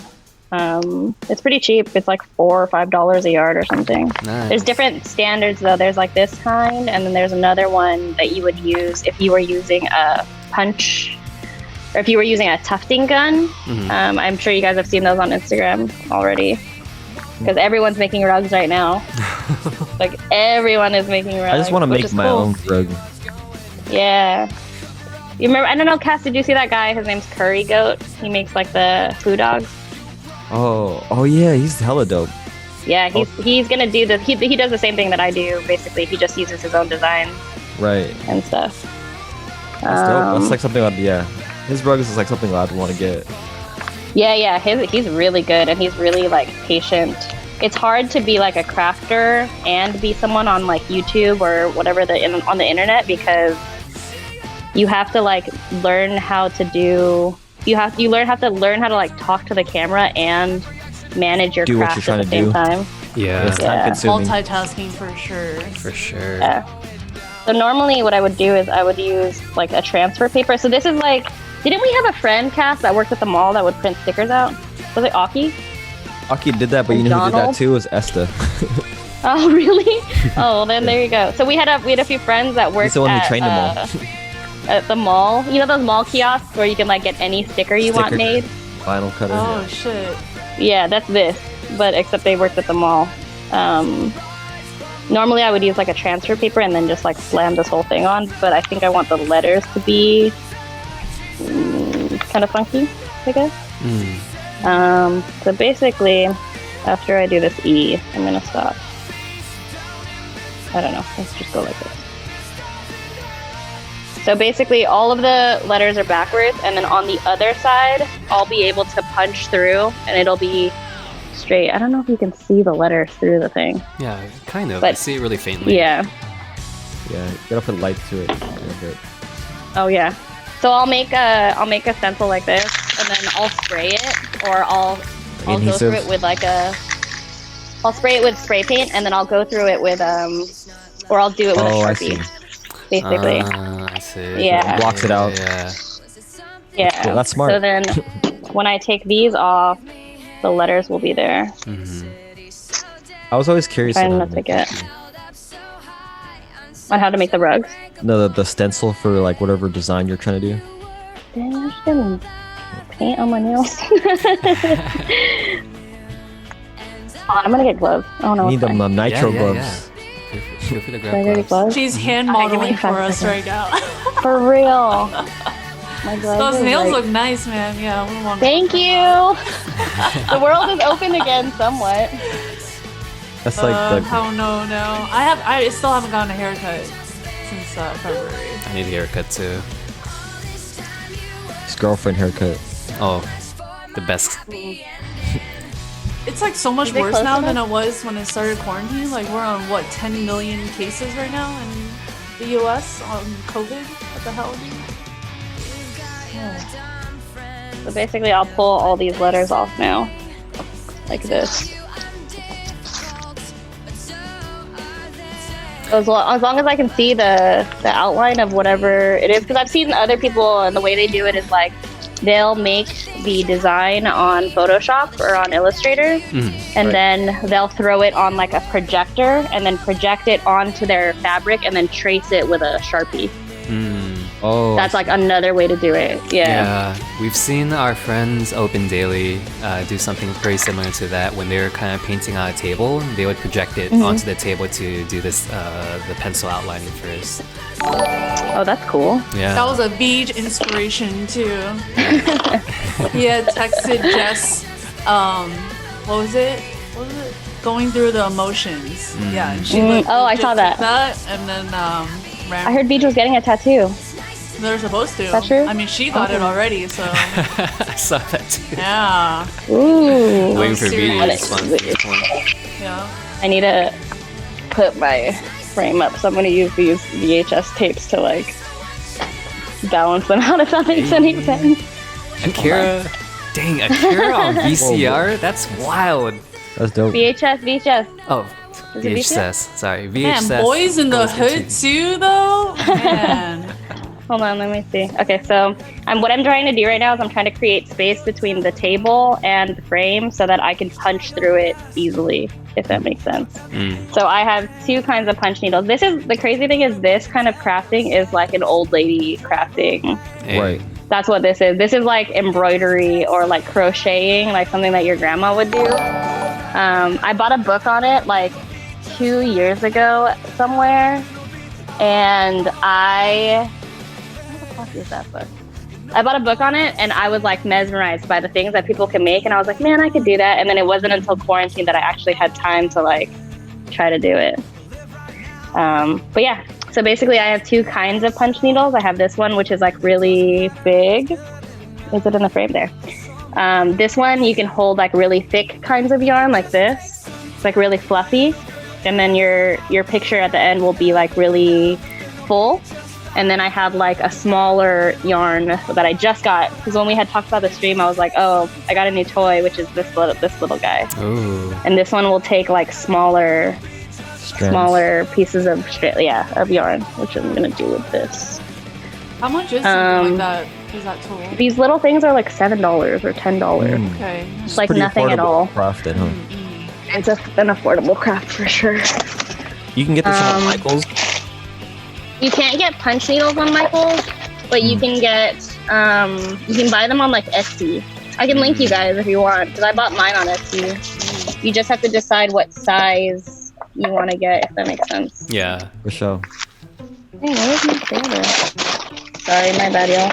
No, all good. The other side of my apartment is kind of wrecked just because I'm working on all the stuff for Timeless Classics, so there's wood all over my apartment right now.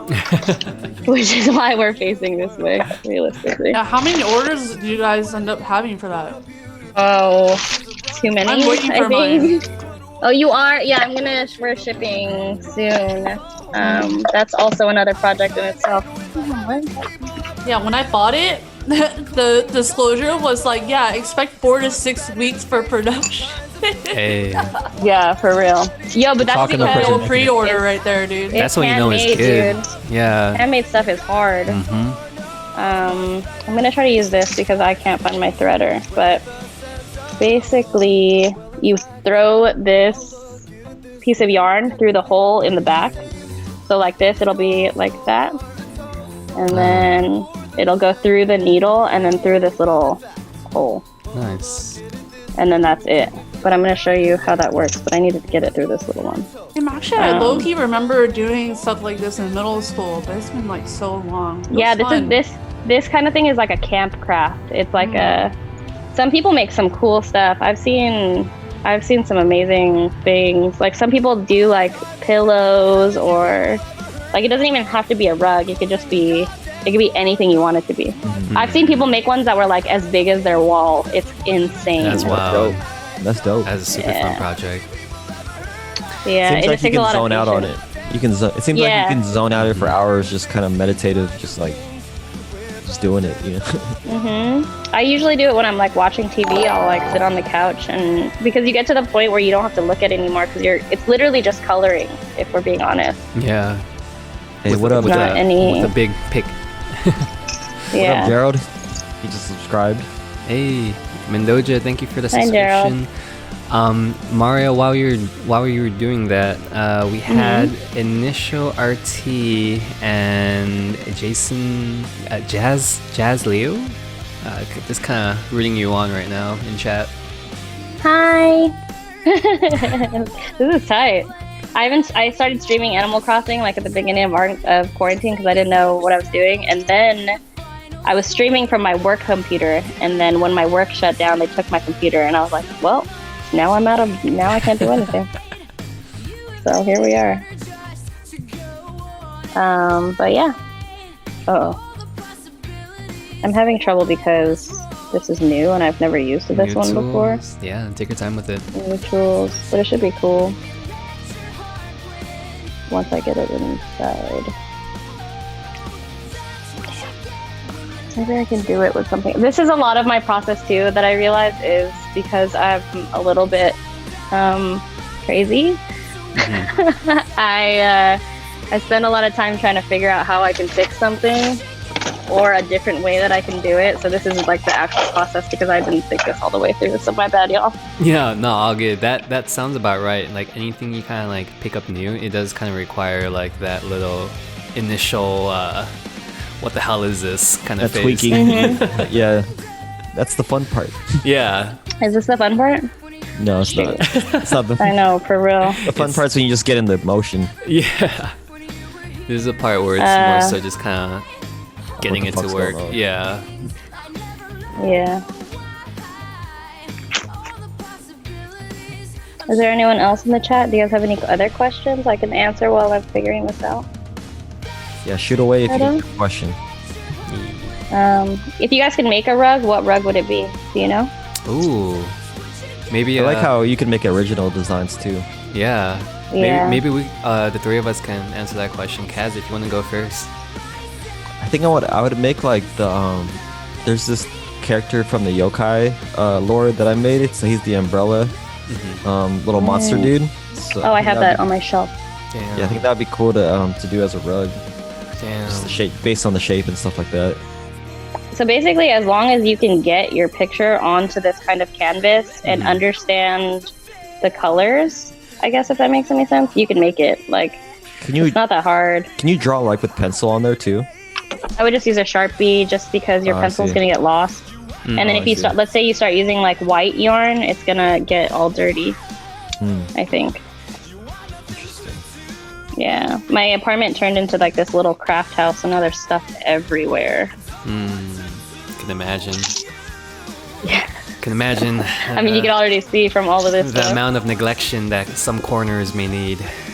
Yeah, for sure. The Roomba can't get to it. Yeah.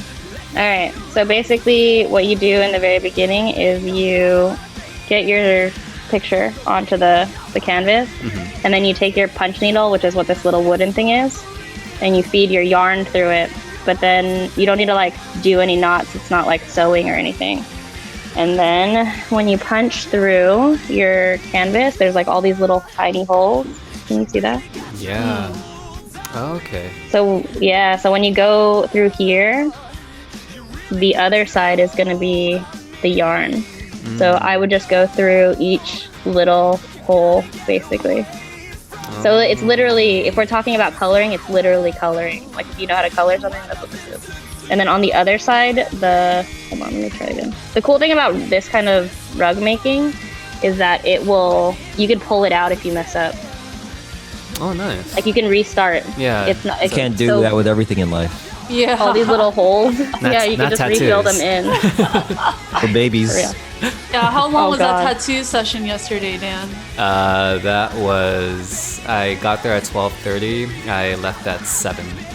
Holy Tattoo in San shit. Diego? Oh no, No, in here San in Francisco. Yeah. Good sesh. San Francisco. That's a good first sesh, bro. Dude, Wow. I still wanna see it. they were, I'll show you guys after, but they were like, Kelly was really good with like being gentle for my first But after time. 7 hours, yeah. Dude, after Is this 7 your first hours- tattoo? It was my first tattoo yesterday, actually. Wow. That's the only reason It's a why. whole cover though, so it's big. It's kind of a bigger tattoo. Just the outline of it. But I can show you Oh, guys. so you guys are still. afterwards. So you still have another sesh? No. I actually only wanted just a Just sketch, just a sketch work of it, not necessarily like color and Full- everything inside it. yeah. But real quick, we do have some questions flooding into chat that I want to bring to Maria's attention. Yeah, go so for it. the first one is from Special Says. She's asking, what's your favorite rug you've made? I want to say Doom. Classic. Probably because it was the funnest one to make, I think, for me, just because it's the same, so I don't have to like work backwards. Like this one, I have to work backwards and think about what it's gonna look like on the other side. Versus Doom has the same face, it's the same mask. Right. If that makes any sense, there's no like letters or text in it. But I like text, I like lyrics and like things like that. So I'd rather, I don't know. So yeah, I would say Doom because I've sold the most of them. That was the most requested one of everything I've ever done, probably. Nice. Yeah. Instant seller. Instant seller, yeah. Nice. Our next question's coming from Wes. He's asking, what's the main difference between punch needle and tufting gun? Tufting gun. I have Yeah. a tufting gun. So is a tufting gun faster / more automatic? Yes. So I actually ordered a tufting gun like in the beginning of quarantine after I ordered my punch needle stuff. Mm-hmm. And while I was waiting for it to come in the mail, I started doing. Oh no!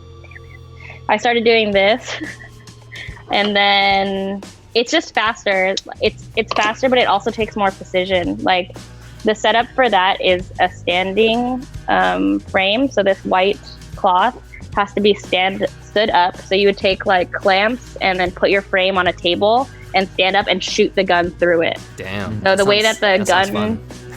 it is the way that the gun works is adrenaline. like you feed the same like yarn through the needle of the gun, and then hold the gun and position it and color it in with a gun.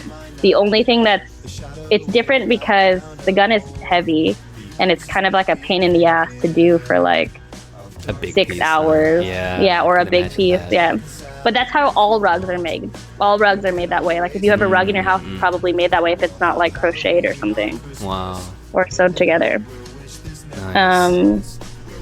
So yeah, I mean it's cool. It's worth the investment. It's like I want to say it was like $600 total.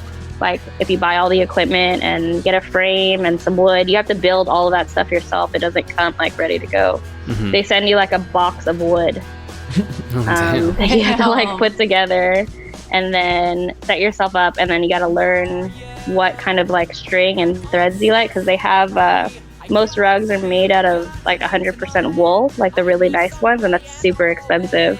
But if you buy this like I don't know what this is called, like this polyester blend kind of yarn, that's kind of like a dupe for it, then you could spend less money. It kind of just depends on what you make. I've seen people that make rugs with like all different kinds of yarns, and that's what I would like to do just because it looks different in terms of texture, and I Yeah. like that. The variety. Which is what I'm going to do with this one. Yeah, I want to change like all the letters, not all the letters, all the words to be different kinds of yarn, just so that some are thicker and some stick out more and things like that. It just looks cool. It's like cool to touch it if you hang it on the wall.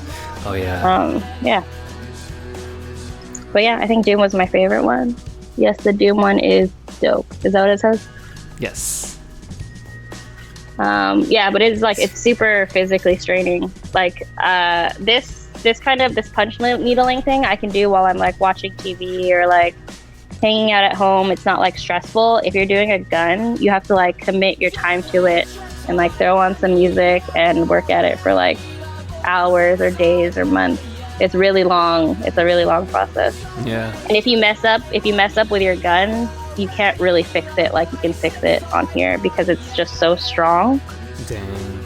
Does that make any sense? No, it does. I could imagine it like it would be quicker, but it may potentially be like maybe more preferable when you're a little more experienced, maybe like you kind of like know what's like you know like how There's less room for error. right. Exactly. That's exactly what it is. Yeah. But you'll go faster. But it's actually not that much faster, especially it's just hard. You have to really like play with it for a few weeks before you get really good at it. Punch needle this kind of craft, the punch needling it's easy to mess up, but it's easy to fix.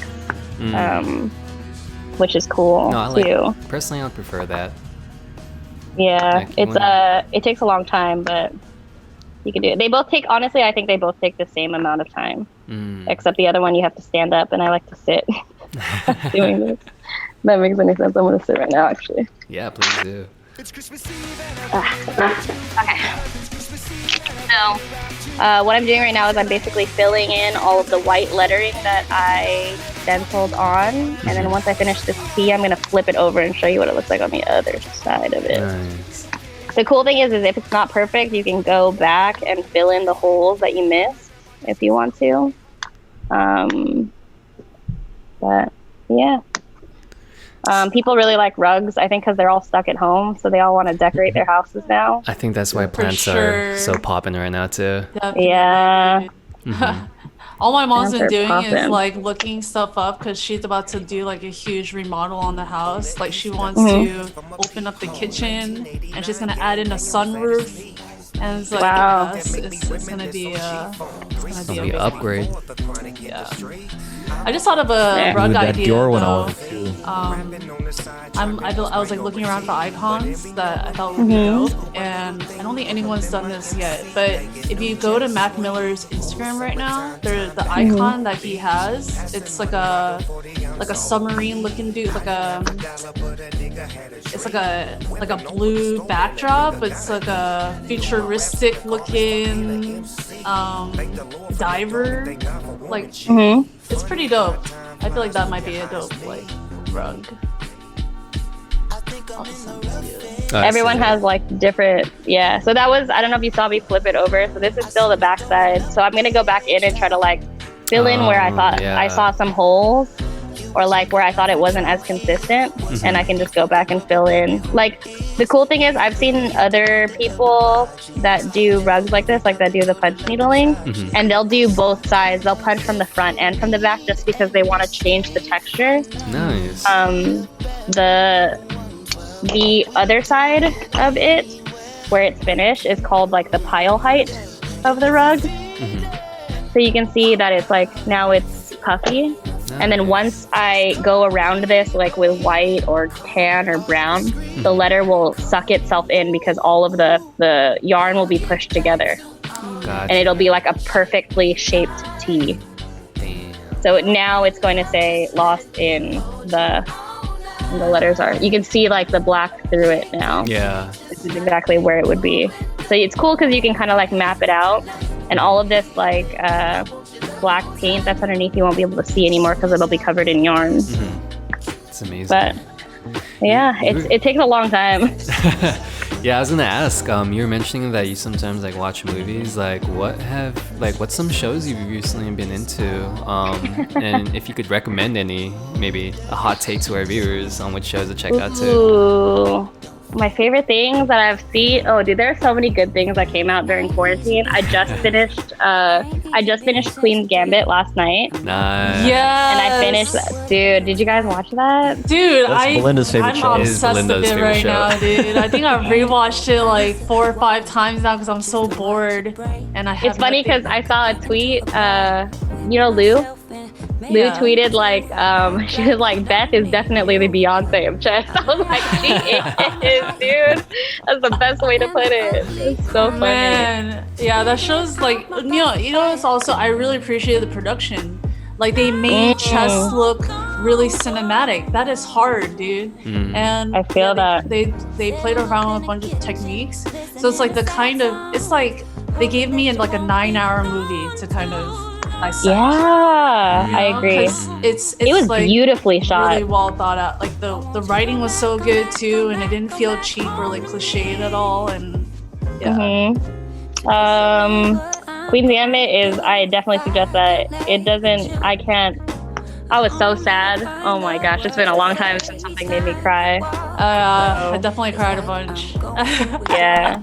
It's just Man, that was a crazy good that the mom, you know what I mean, like Just passed away. haunting her throughout the movie. Dang, spoilers, y'all. Sorry. Well, if they read, they would know what the synopsis is. That's true. I'm not giving anything mine was mostly serious the teacher. away. The I teacher was sad for got the me teacher. for sure. No, but just like imagine the psychological damage from that, though. Like, of course, she's gonna be like that. Yeah. I love the best friend too when she showed back up and Jolene. yeah. Still gotta So finish. I loved that. Same. I loved that show. Yeah, finish it. If you guys are already like, almost past there, but episode 3, yeah. I am on episode 3 right now, actually. Oh, okay, yeah.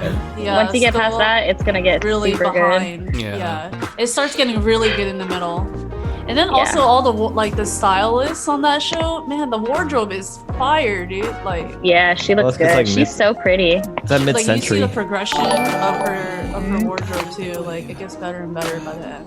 By then she's like a full-grown woman. Like, don't touch her. You know what I mean? Even though she's only still 21. Like by the end of it too. Yeah. Man. Yep. Yeah, that's crazy. It's crazy. It starts as like an Annie story, and then it turns into this whole thing.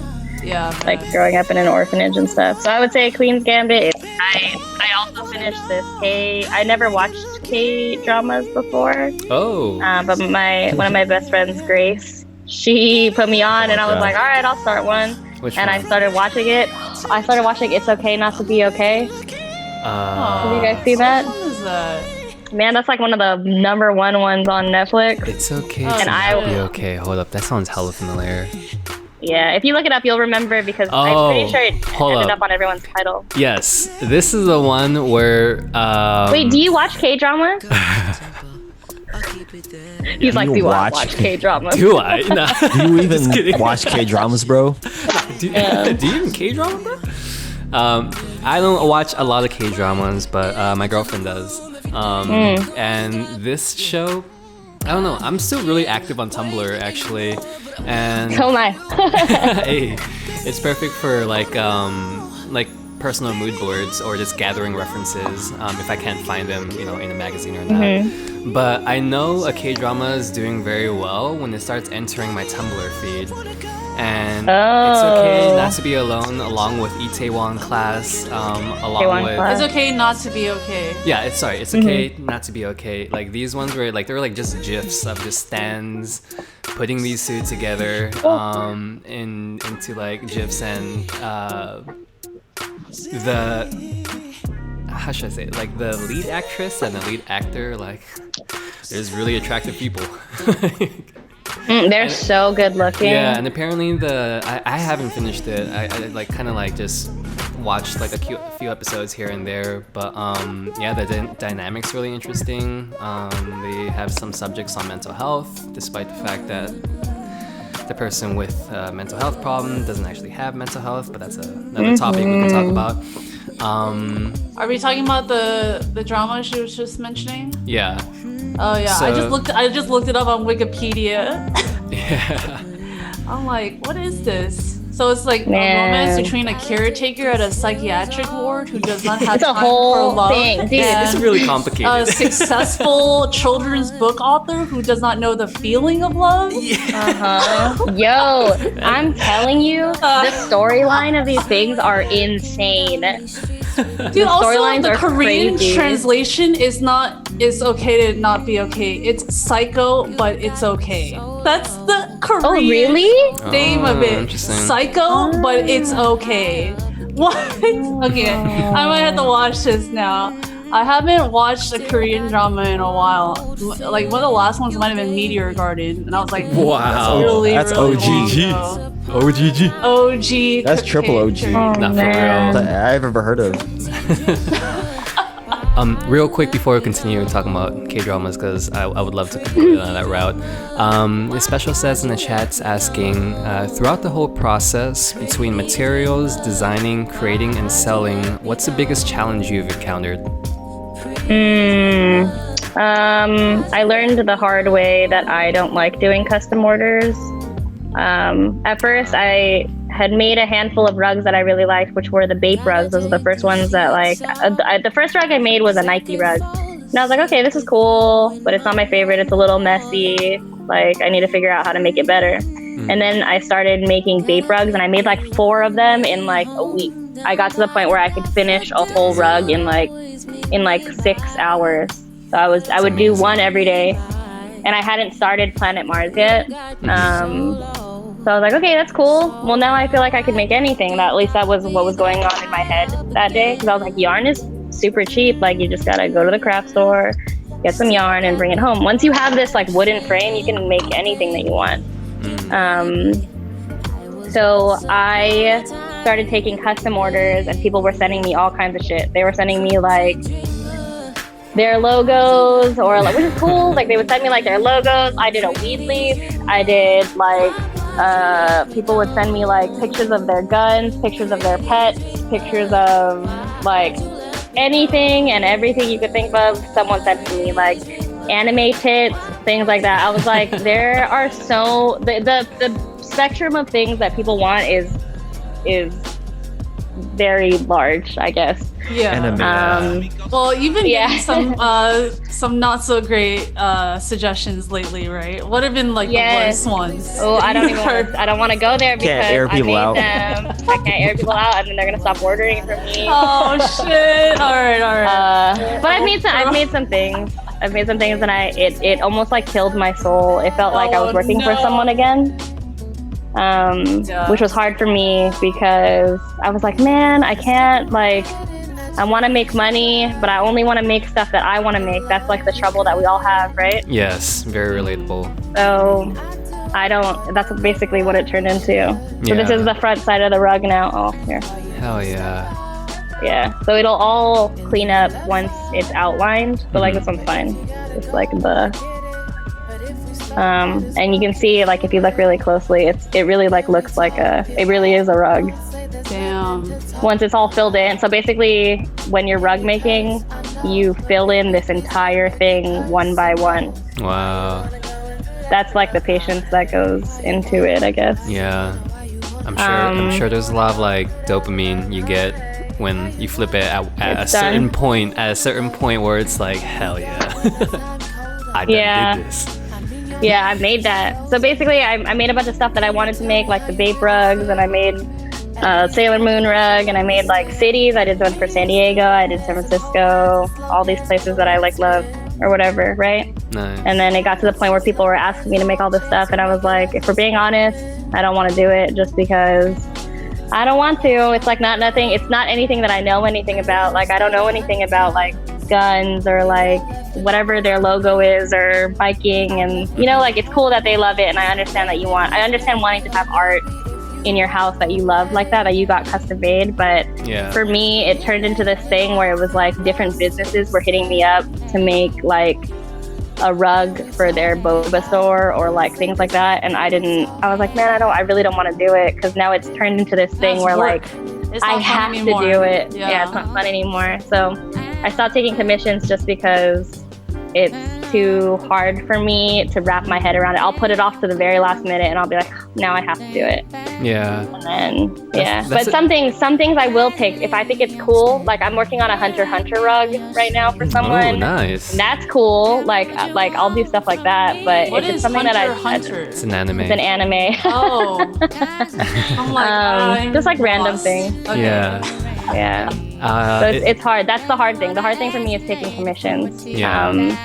But I did just start taking commission. I didn't announce it because I don't want everyone to flood me, but I just started doing like small commissions for my friends that want to tie-dye something that they love, like an old sweater or an old t-shirt. Like let's say like you have a t-shirt and you got an oil stain that won't come out, you just can't get it out, you've washed it 20 times and there's a pen stain on your favorite sweater. Like they'll send it to me in the mail and just be like, can you just dye it or do something to it so it doesn't look like that, patch it up, or like throw something on it. And I'll do stuff like that. I like doing stuff like that because everything's different. Yes. I'm like, man, I love my clothes too. Like, I love old sweaters and stuff like that. So I'm down. Plus, it also helps in terms of like repurposing and being environmentally friendly. Yeah. I like doing stuff like that. So if you want to send me your old sweater, like wash it and then send it to me. Okay. I'll send it back to you. Just send it off my back. You heard it here first, guys. For real.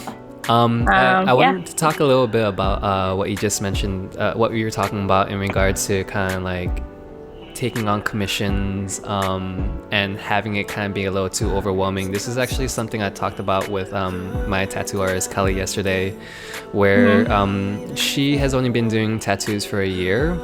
And like her practice, of course, is like generating a lot of engagement, and she's getting like hella inquiries right now.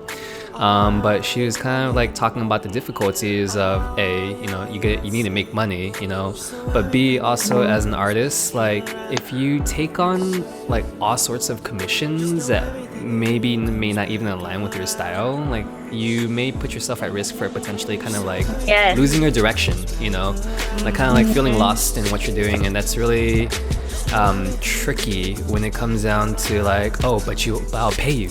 Marielle, I'll pay you this amount, Like the really kind of tricky part for us creators are like, where do we kind of draw that line? Like, is it appropriate for me to say, hey, this doesn't really fit my style, but I know someone else can maybe help you with this? Kind of generating that confidence in yourself to be able to say no is kind of like a uphill battle for a conversation when it comes to money. Yeah. It's hard. It's super challenging because it's that thing. It's like that capitalism thing where I'm like, man, now I don't control what I'm making. I don't control the content that I'm putting out. Right. And I have to make this thing. And if I don't want to make it, it's not going to be my best work. You know what I'm saying? I do. All of a sudden, I don't want to like do it. But then there's people like on, what's that called? Like Fiverr and Fiverr? what's that other website where you can do that? There's another one from Fiverr? Upwork, or I don't know. Fiverr, you can get a logo for like $5. Not for real. But I that's think, what I'm saying. Mario, or is it like this kind of platform where someone puts out ask and then contractors bid on it? Yeah, like that. I forgot what the other one is called. The name of that.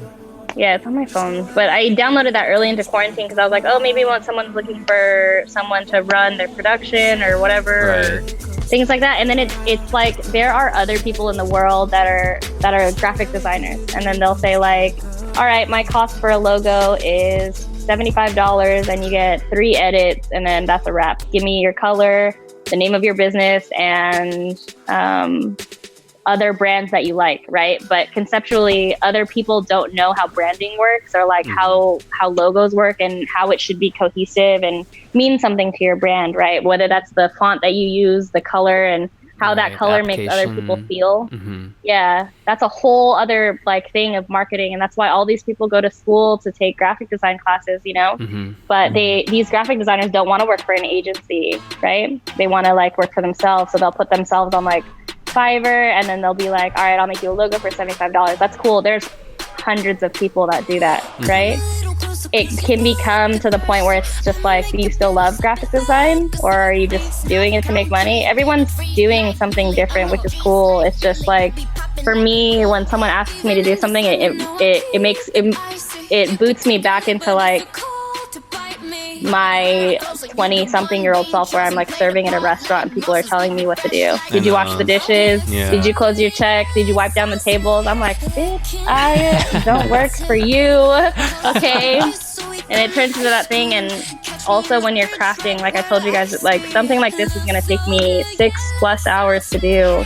So when I'm making something for someone and it turns into like, hey, did you start it yet? Are you finished yet? it turns into like, oh my it should be something god. that you want to get out of your system, and then Yeah, it becomes a handmade chore, stuff right? is really hard. Like it's not a process that you can just like rush Yeah, through. because You gotta get that's into how the errors zone of happen. it. Yeah. That's how, and then and then all of a sudden your work is out there, and someone's gonna be like, "Oh, who made that? Marielle made that. Oh, How much did you pay for that? Yeah, for real, right? how much did you pay her to make that?" Yeah. And then it turns into that thing. So yeah, I don't know. I think you should be selective of the jobs that you take, and it's just like content, you know. Like you gotta be in control of whatever you're doing. So Yeah, it's tricky. How we also ended that conversation with my tattoo artist, we kind of agreed that we make exceptions for the homies though. Yeah, You want for my anime friends, titties and you're my totally. friend? I got you, man. Oof, seriously, like I'll always do stuff for my friends, but Yeah. at the same time it comes into that thing where it's like I don't have a job anymore. Like I gotta pay my bills too. I moved into this big ass apartment. Like I gotta pay for this freaking big ass apartment that Yeah. everyone comes to hang out. Like it's not free. So yeah, it's tricky. Yeah. Do you guys take on all the work that someone asks you? Like do you do every tattoo that someone asks you to do, Cass? Damn near. No. I'm starting to be more choosy on it nowadays because I'm really trying to just market the work that I want to do. But I mean, I still do, like, for me, I actually kind of don't mind doing a lot of for tattoos. It's different when you got to do different projects and stuff. But I mean, with tattoos, it's not too bad for me because that's kind of how I was groomed to work in the tattoo world. Just to like, because I work, working at a street shop, it was that was the day one. It was already like that. But I kind of, sometimes I like that because it's a switch up, but it's also just a tattoo, so it's not too different from what I'm doing most of the time, anyways. So it's not too bad. But I mean, I'm definitely trying to be more choosy and stuff when it comes to like what comes in. It's hard. It's hard dictating all of that stuff sometimes. But yeah, your name is on it. You know what I'm saying? Like you put it out there, your name is on it. That's why like I'm working on other stuff that like I don't share. Or like I was telling Belinda that like I've been doing events my whole life, and then are you okay? No, what's happening in chat right now was just I think like probably like a while ago, V was like, "Oh, I get a tattoo in 2021," and then chat was just not believing him or saying in all cap. And then while you're talking to Kaz about the tattoos, who was it? Matt Staygold was saying that V should live stream his tattoo, and in chat saying just like he would never. Yo, that'd be kind of tight though. V, are you down? I'll go with you. I'll get a tattoo with you if you get one. Cass has to do it though. Yo, We could do it on a Saturday during the Nüfly stream. Hey, dude, Yeah, we'll do a that would live be stream. fantastic. That would be down. really fun, Let's go. actually. We'll take a little road trip to the Bay. Yeah. Well, Drew is moving soon, and I think Francis said he was coming up. Andrew. Gonzalez. Drew. Yeah. Drufio. Yeah. Hey, Drufio. Julian, whatever alias it is now. Hey, Julian's a new thing. I don't know what's going on with that one. He said He that's doesn't his wanna be middle called- name. Yeah, this He doesn't want to be called Drufio anymore. He's tired of Drufio. Yeah, we're retiring that name, he says. Yeah. That's catchy though. Papusa Poppy. Oh man. But yeah, it's one of those things. Like Cass and I have like producer friends that like only take on certain projects now. Like that's the dream. You want to work on stuff that like you're proud of and like that you can put out and have your name on it and be like, yo, I did that. Like that's the kind of project that you want to put out. But at the same time, we all gotta pay our bills, dude. No, yeah. And I was there's posting off like my stagehand gig for like the last 5 years, and that's how I was able to say no to literally anybody that approached me about a video that I didn't want to do. Like it's pretty Side hustle. hard for me to say yes. And now it's like this year, I don't know. Like I've shifted everything over to Nüfly though. You know, I just gotta figure out how to make this work. You know, because it's not just me; it's all of us, and yeah, just finding that vessel that will make sense. Yeah, for sure. It's funny because like I was thinking about all the people that moved to LA to like follow their dreams of being a YouTube star or a TikTok star or something. Yeah. And how they're all locked away and they can't go outside or go to any of the cool LA parties anymore because of lockdown. How are they I always supposed to wonder be an about those people. influencer from For their real, living room? honestly, I think about it all the time. She's talking about me. I am. He's a TikTok star. Have you guys seen his TikTok? Yo, speaking about TikTok, again with my tattoo artist, she was hella pitching me TikTok because she's saying like there's this whole kind of like niche subcategory in TikTok where people are sharing like best chiropractic practices, best medicines, you know. Damn, like you haven't fallen down a homebrew. TikTok hole? I haven't. I just I like, haven't either. No one really like pitched like that. I just thought it's like, you know, you're gonna see teen Dance dancing. videos. Yeah, I'm gonna see some like political things that I want to fight people with, which I'm cool with, by the way. Like I'm down for that. But He loves it. there was never that like kind of like hunch. And then yeah, when she was telling me like, yo, there's a lot of like, you just, what she said was like, when you first start, your feed's gonna be shit. You gotta curate your feed by saying like, I'm not interested in this, I'm not interested in it, but I'm interested in this. And then slowly like TikTok becomes like the ultimate. Populates. Yeah, it's like the ultimate kind of like decompression. Yeah, like it's not Instagram, it's not Twitter, it's not, you know, like competitive video games, it's just dope videos. And I was like, okay, all right. Yeah. It's Some of the dude, some people on TikTok are tight. Like some people, they're just so fast. This generation of kids that are like creative right now, yeah. they learn things so quickly. Oh, damn. It's insane. Like some of the people in LA, these kids in LA making like $4,000, $5,000 per Instagram post.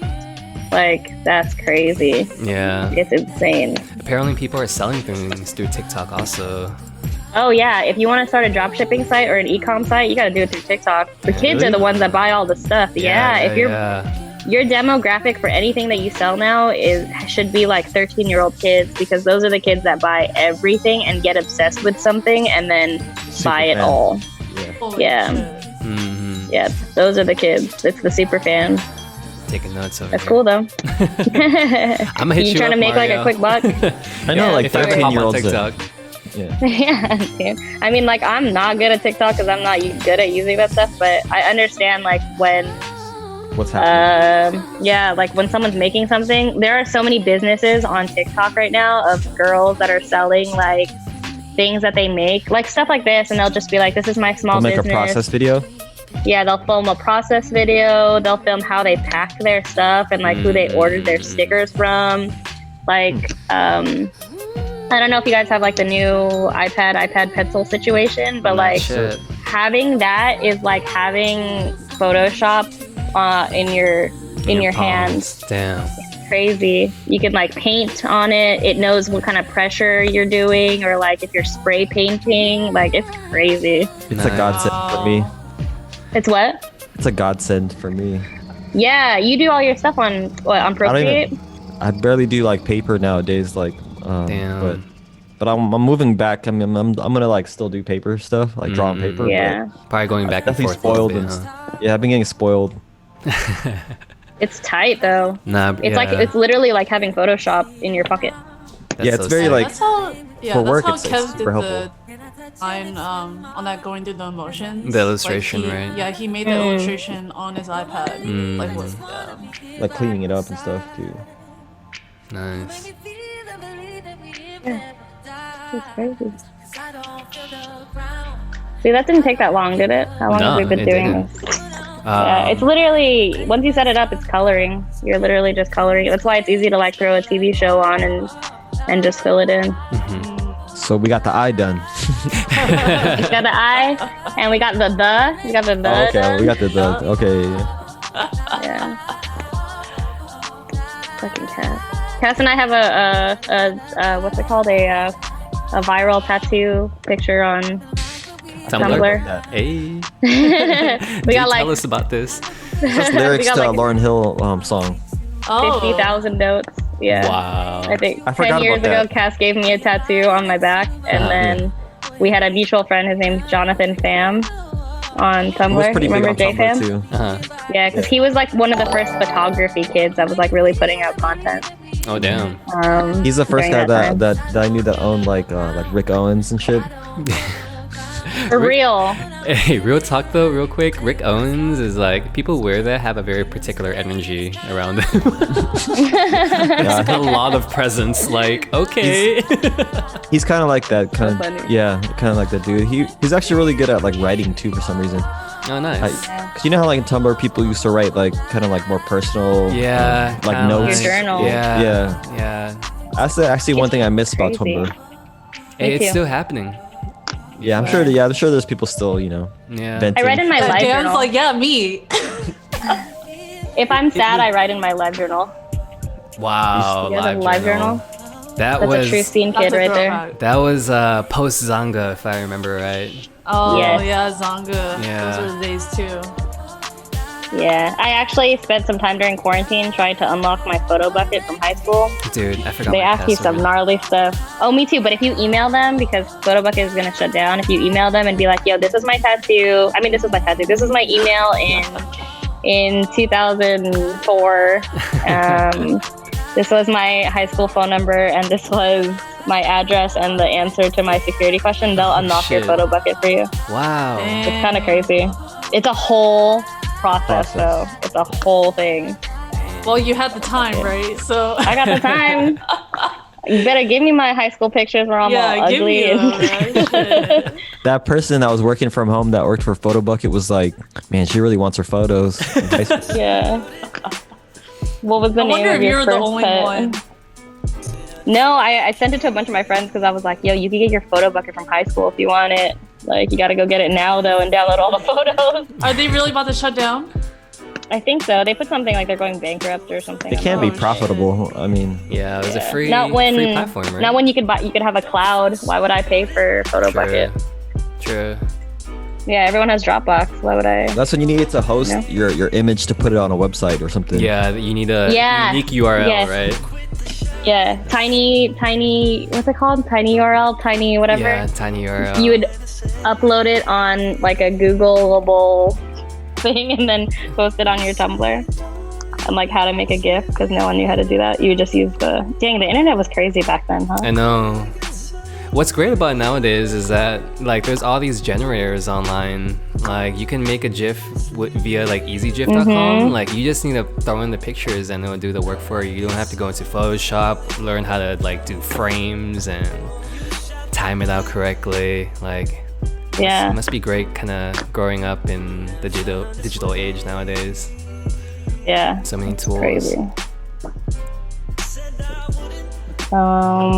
What else? I'm supposed to start Itaewon class. I haven't started it yet. Nice. It's hard because God. it's hard for me to watch them Let's go. because if it's in a different language, I gotta pay attention and read versus You like do. if I throw.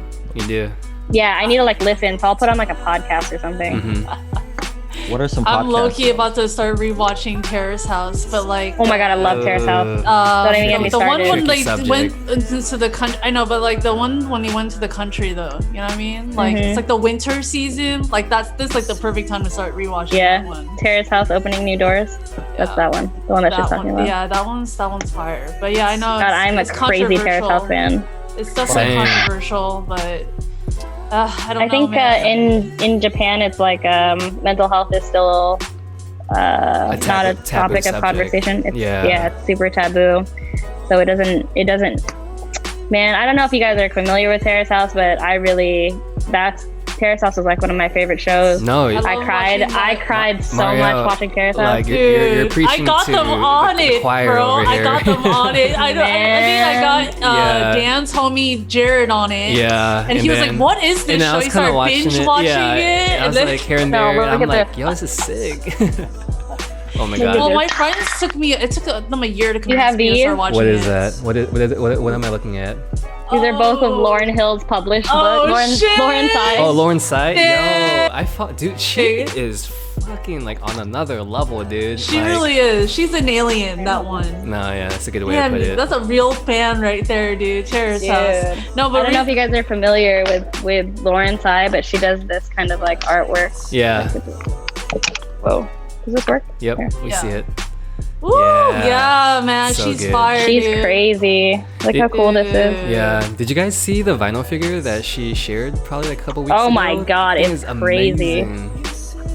Wow, yeah, dude, Lauren Tsai. Yeah, she was definitely out of place on that show. Like, what is she doing on this show? Dude, yeah, but it's crazy because Lauren Tsai is like 18 years old. In that terrace house, she literally was 18. Yeah, she's a baby. Where's my thing? That was Hawaii, if I remember right. Yes. Yeah, that Hawaii Yes. one. Yeah. The like what was it? Guilty Samurai. Oh, the worst. Oh my He god, I was the hated worst. him. He made like the end of that season like just so bad, dude. I was like, what are you doing? Lauren Tsai was a real like emo A kid real that artist. learned No, how for to real. draw. Like all of her photos, all of these like quick comics that she would draw in Terrace House, like they're all so sad. Like when Yeah. you read through them. Aw. Yeah. Like she is this girl, the girl that like is in her toy and that she draws everywhere. She feels like this. She like calls herself like an empty soul. Mm-hmm. I'm like, man, dude, that's crazy. But in She has the an show, empty she soul talks because all of about. this is living in her. Like, I know these drawings are crazy, and she only uses like regular ass ballpoint pen. Big the pens, yo. hell? Wow. Yeah, like a man. regular big pen. Big, you can do Um, crazy stuff with big pens. Wow. That's my girl. Look at this girl. That's Oh my that's her. We need to make a little. We need to make Marielle a little altar of Lauren Tsai, man. Just a little Dude, prayer ritual every Dude. now and then.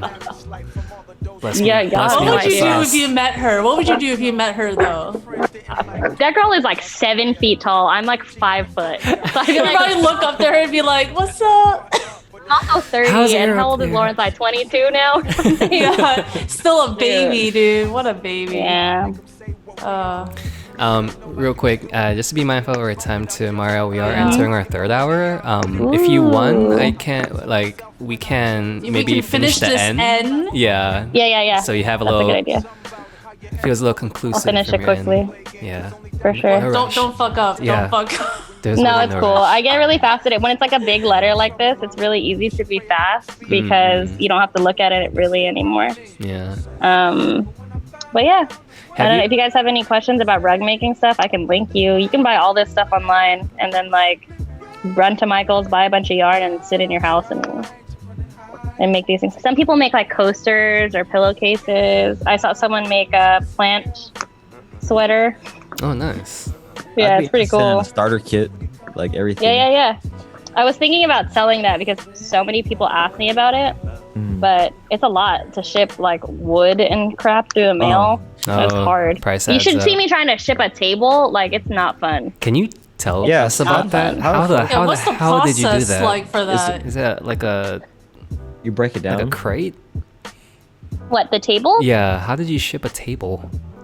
I would drill the holes for the legs in the bottom of the table underneath, and then I would just ship them Undrilled. undrilled, like a little Ziploc bag of screws. Just gotta The put it holes are together. already. All you gotta do is put it together. So if you could put an IKEA table together, then you can put it together. Gotcha. Is shipping Yeah. pretty expensive for that? Yes guess, and like, no. $30 ish. Wood is super cheap. Like a wood piece like that is like $8. So if you think about that, the most expensive thing about that whole project is the legs. Legs are like $30-$40 depending on how tall you want them to be, or I use like those steel hairpin legs just because it's easy. But you could get like wooden legs that you can buy from like Home Depot, mid-century legs, and fancy ones that you can buy. I like to get sometimes I like to get old stuff on like Facebook Marketplace, and I'll just take the Hey. legs off and I'll use that. Like that's cool too. Nice. But yeah. I love it. But yeah, and it's expensive, but it's not, because wood is cheap. All that stuff is cheap. If you can paint and do that whole thing, like it's pretty easy. You just got to get the shape. And then I bought a saw from like Home Depot, and then I just started cutting wood because I got bored of this and this started hurting my hands. So I was like, I should just try something else today. But I love furniture. I love like home stuff. Home stuff is my favorite I've thing. noticed. Yeah. All this stuff. Do you have any like when it comes down to furniture, any brands in particular that you may kind of gravitate towards or pull off inspiration from? Not really, just because everything in my house is from somewhere different. It's funny because probably the most expensive thing is I have Modernica chairs, like everyone else does. Their pots are fucking amazing.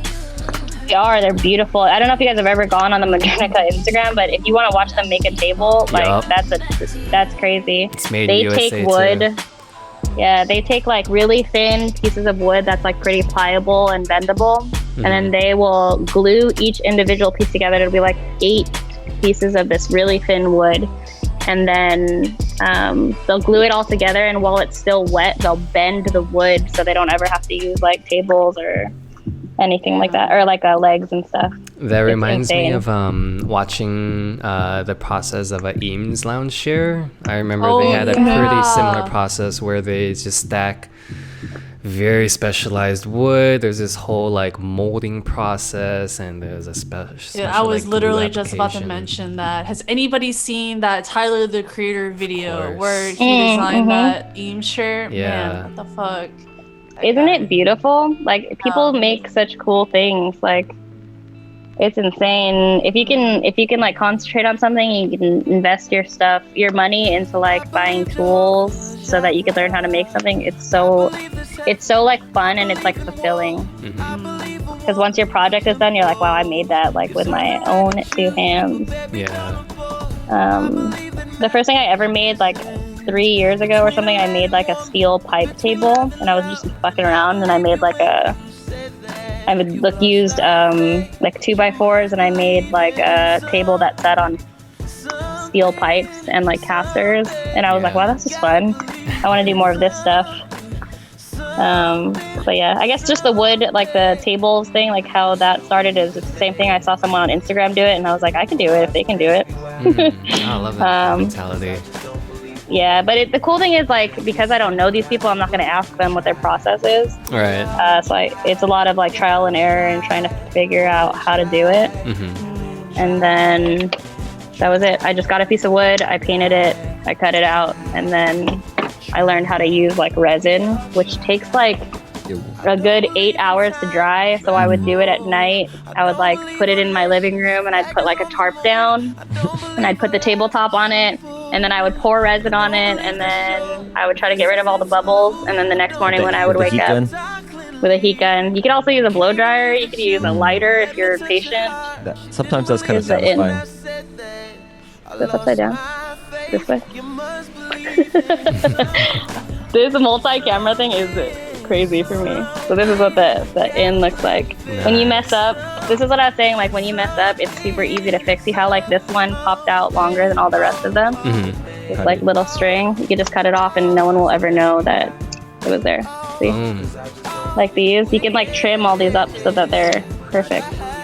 Nice. Like that. So rug making like this is cool because you can take your time and you can mess up and it would be easy to fix. So once I go back in with another color like white or brown or something and I fill in here, it'll be like a perfectly straight eye because all of the fibers from the yarn will push each other over and it'll be completely like straight. It'll be like I printed it out or something. Yeah. If that makes any sense. It does. Yeah. Isn't that cool? It's dope, gorgeous. dude. Yeah. We got some questions in you chat. have the yin yang nails. I just noticed the. I do, but this one started chipping off. I just painted them too. Dang, that's You like fire. that? Yeah, I love it. But go ahead, Cass.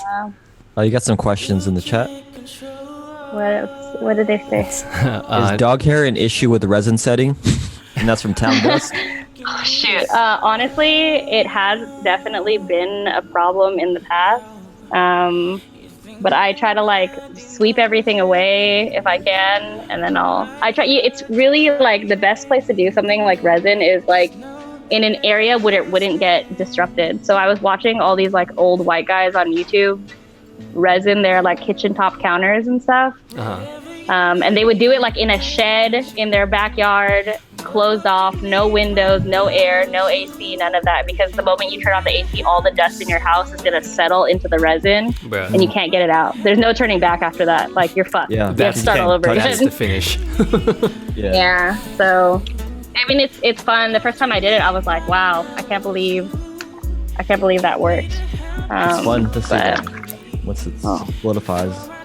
Yeah, once it's like solid, it's really cool because it turns into this. I think I have another one here somewhere. This was the first one I ever did before I like remade it again to sell it. Ooh. Oh shit. So it's wood.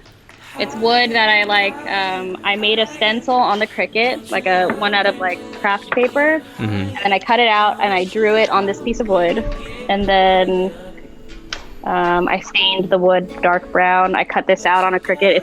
It's super easy. You just gotta try. Like, this is vinyl. Like, you just cut it out on the Cricut, you stick it on, and then you resined it on top. Yeah. And then I resined it, and now it's like this beautiful, shiny, wooden thing. This was like the first thing that I ever made until I started making more of them. It's like half your body size. But it's fun. Mario. I know. It's amazing. Maybe you can hide behind that for sure. I know.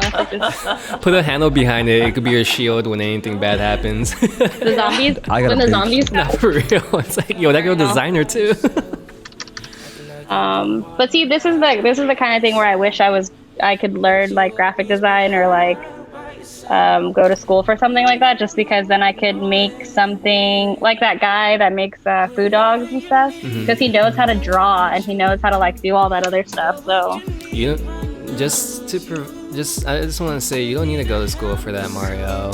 You have YouTube Academy, you got Vij, you have us. Like, all it takes really is just like asking the right questions and playing around with the process in order for you to kind of like get used to like Illustrator. It took me 4 months to convert from Photoshop into fully like working at my pace in Photoshop in Illustrator. So I'm sure if it's anyone, how long? 4 months. Yeah. My friend, I don't know if you guys know Claudio, who is the graphic designer for Lavender. Oh, nice. He goes to Art Center, and he let me use his like Skillshare account so I could try to learn like Procreate and Photoshop and stuff. So I'm trying. That started like last week. It's hard. It is. Like, it's a lot. I remember I was so good at Photoshop in high school when we were doing it on like Zanga. And then I lost all of those skills. I was like, wow, I don't remember how to use this at all. I don't even know how to like color things in or like do anything. I'm like, where's the paint bucket that just fills this whole thing in for me? MS Paint. That's me. Yeah, literally. Yeah. What I can tell you though is that any question you may have, someone already answered it online. So just even as simple as Google search, like, how do I fill in the shape, or something like that, you'll find an answer. Be as literal. That's been my kind of process to kind of keep up to date with Photoshop. I'm very literal with my Google search questions. Google searches? Yeah. That's true. I want to learn, like, the kind of graphic design I want to learn is I want to learn how it makes people feel. You know how, like, certain colors makes you hungry or whatever like that? Things like that. Like, I want someone to be like, I need a logo for this thing, and I understand that like that typeface is soft enough so it makes me feel calm.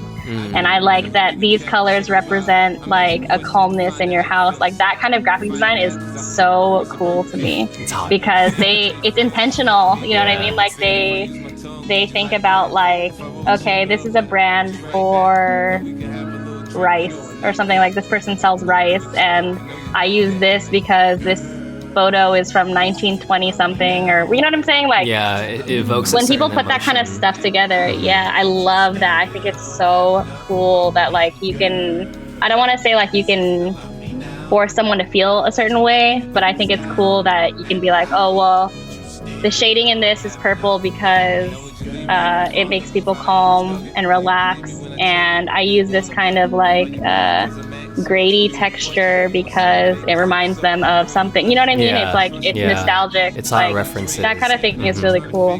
Yeah. But that babe thing, I saw someone asking the thing. Like, I was working on that, and I was like, man, this is so cool. Like, I was so excited that I wasn't focused enough, and I drilled a hole right through the table. So it was already done. I stained it, I cut it, I painted it. It was done. And when I was putting the table legs in, I drilled right through the front of the. So if anyone wants it, they can have it. It's my mistake. My reminder to like slow down. Instant holder. Yeah. The ADHD in full effect. I thought about that. I was like, can I put something in the hole to make it like not as weird? But it's fine. I'll just keep it. Well, keep it as a trophy piece, and looks nice. Thank you. All right, so just kind of keeping us on track a little, Marielle. For our third hour, we know you and Belinda, love Belinda, but you prepared the assets, so that's just as important. Have prepared for us a keynote.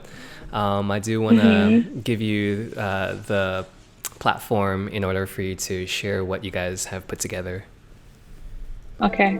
I don't remember how. Oh, I know how. Don't ask me. Wait, I have to hide. I just realized I have a post-it on my computer screen that has all the passwords to all. Make sure you close that. Yeah, I was like, oh, what's this? Let me close some tabs really quick just before I do that. Okay, cool. Is it like this? I was telling for everyone that's in the chat room that doesn't know me personally, I'm not technologically savvy at all. Just hit play. But I'm learning. Hey, okay, we got you. Press We got play? you. Yeah. Boom. Okay, so just like that? There we go. Cool. So I sent Belinda like 800 photos or something because I don't know how to organize these things. Nothing was labeled. It was over 4 gigabytes. I know, it was like ING 001 through 400. Like, what is this? So it's not necessarily my first time seeing it, but this is the I guess I'm taking you through a little slideshow. This was the pattern that Beej made on the right hand side of like how to make a mask from home.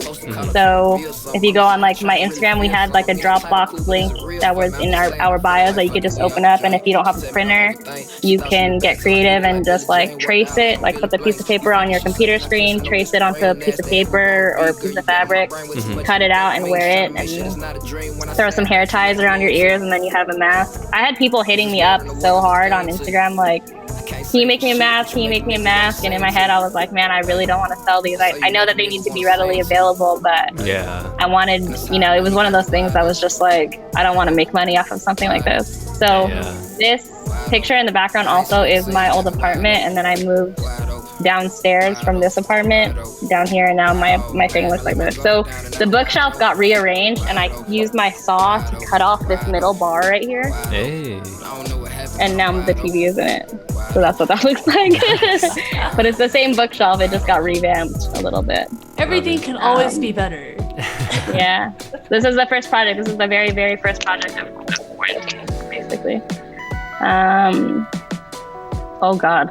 I don't know how to do this. Oh, this was the bake table. This is that one. The very, very first bake table that I made until people started hitting me up to buy it. It was really hard because I live in an apartment. I had to like I'm not going to cut this in my house and have sawdust everywhere. I would like carry the wood, my saw, this like random step stool that I have, and I'd bring it downstairs and I would cut it in the parking lot outside of my house. In like 90-degree weather. It was so hot, and I would get so frustrated because this is my like second time in my life using any kind of wood tools or like saws. The last time I did that was in wood shop in high school. So you had my saw would die. Yeah, but my saw would die, and then I would have to carry all of this stuff back upstairs, wait to charge it, and then bring all of it back downstairs to finish it. And it was super frustrating, but we got it up. But now I live on the first floor, so I can just do this outside and hop back in. Hey. Which I did on purpose. Maybe even have a cable hanging from the window if you needed. Like through the window. No, it's wireless. It's wireless. Oh. Yeah. Even better. So this babe table is the mess up one, the first one that I made that you're looking at right there, which turned into this. This is like a super old Bape book before Bape got sold away. But it's stuff like this, like that picture that you guys shared that had the girl sitting on the thing, like the naked, that. Yeah. It's stuff like that. That kind of like, those kind of prints and photos don't exist anymore because everything's digital. Like all the Instagrams and all that other crap, like those pictures from like the 90s and the early 2000s don't exist on the internet anymore. They're only in like these old books. Right. So this is one of those old books that like I was like, oh, I can make that. Yeah. So I literally like I went on Google, I grabbed a picture of the gorilla and I threw it into the Cricut like thing, and that was it. And I cut it out, and then I cut it out of wood and I made a hole in it. Was it in that picture? I don't even see the hole you're talking about. I don't know. Let me see. How do I move this? Oh no. Wait. I don't know. Maybe another time. Maybe another time. I know, right? What was the It's question? not, because I where was just the hole? finished I the resin think had it's just right dried on there. this. No? I don't You know. see it? I don't know. Is But it it basically like on the top? no, it's that by was a the reflection. it's down lower. It's not in there because I hadn't put the legs on yet. I was like, cool, I made this thing, and then So this is right Yeah. before the disaster. it's right before the disaster. But also, if you look at the very top of its head, it has like a stain that goes across. That was because that was when I learned how to properly stain wood. Because I was like, oh, I sanded the wood there, and then all the stain had fell into the cracks that it wasn't supposed to be in. But the wood itself was really pretty, Yeah, like in its no, it's natural state, gorgeous. like this. Yeah. This, I have this old Stussy ornament. It's like a Christmas tree ornament that my friend gave me, and I was like, oh, that's a cool design. And this was during the time where all of the BLM stuff was happening. And I live downtown, so I live like right by City Hall where everyone was protesting. It was loud. I live by the police station too. Like there were helicopters and like police cars. That moment of quarantine was insane. Because we kind of live like right in the middle of it all.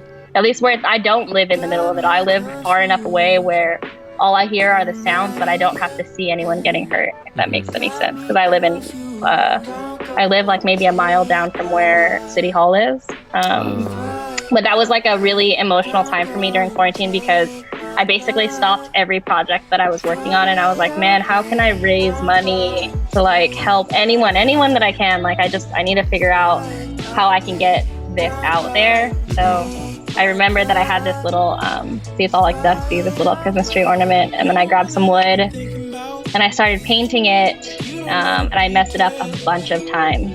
Like I think this one that you're looking at right now where my hand is, I hated like the spacing between something, so I repainted it black probably 4 times before it got to the point where it was something that I liked. This one's different because I didn't cut it out of vinyl like I normally would have and just stuck it on like a big sticker. Yeah. I painted like each and every one of these letters, and then I kept messing it up, and I just kept redoing it and redoing it until I got to the place where I wanted it to be. Yeah. But yeah, this was the finished version. This particular raffle raised like $1,200 something to donate, which was cool. These are the hairpin legs. Same thing, same process. It's like wood, paint, resin, throw some legs on it, and then that was a wrap. But I was really proud of that one. This table, my friend asked me to make. It was a present that she was giving to her boyfriend, and I couldn't figure out what color red to use. So I bought 2 different paint cans, and I sprayed 2 different bears. I just had so much extra wood at that point that I was like, I guess I'll just make 2 bears. But same thing. It's the exact same process. It just takes a lot of patience and thing. She picked the one that's standing. The one with legs is the one that she ended up taking home. And then I sold the one on the floor on Instagram, and some guy picked it up like that hour. It's cool because I don't know this person. I don't know who he is, but he sent me a video and put it in his like music studio, and I was like, wow, that's so cool. Like, yeah. But it's hard for me to do stuff like this too because I'm like, man, I don't want to support Kanye. I don't want to like give him more attention than he's getting already right now. Like, I don't need to be doing that. But at the same time, like when this album came out, when like 808s came out, like that was all I listened to during that time. Like, I love Kanye. I've been to like every show that Kanye has had over the last years. I went to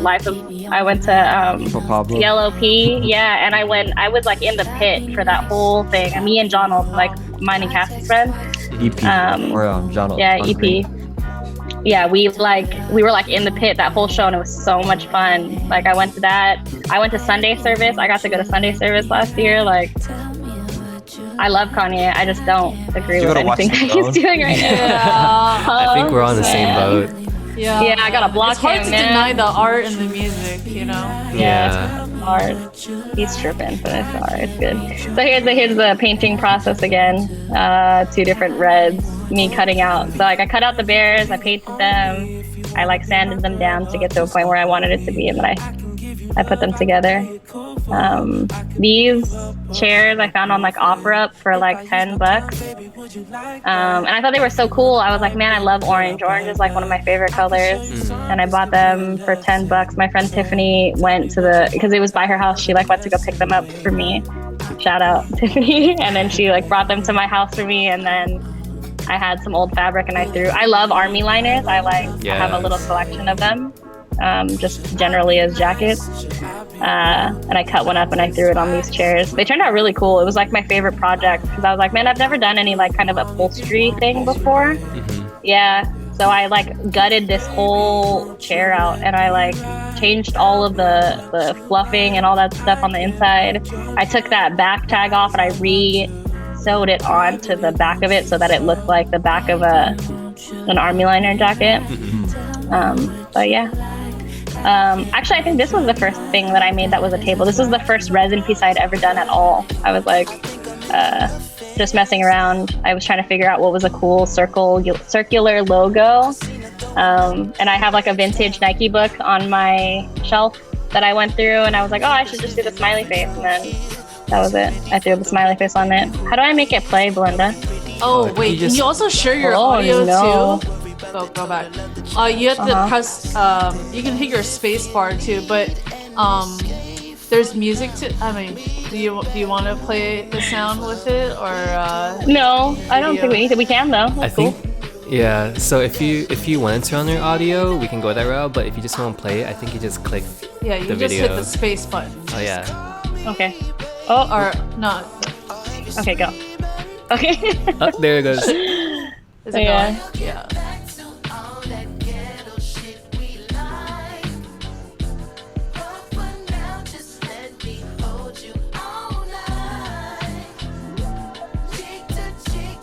Resin. It's oddly satisfying to watch. I like spreading it. Yeah.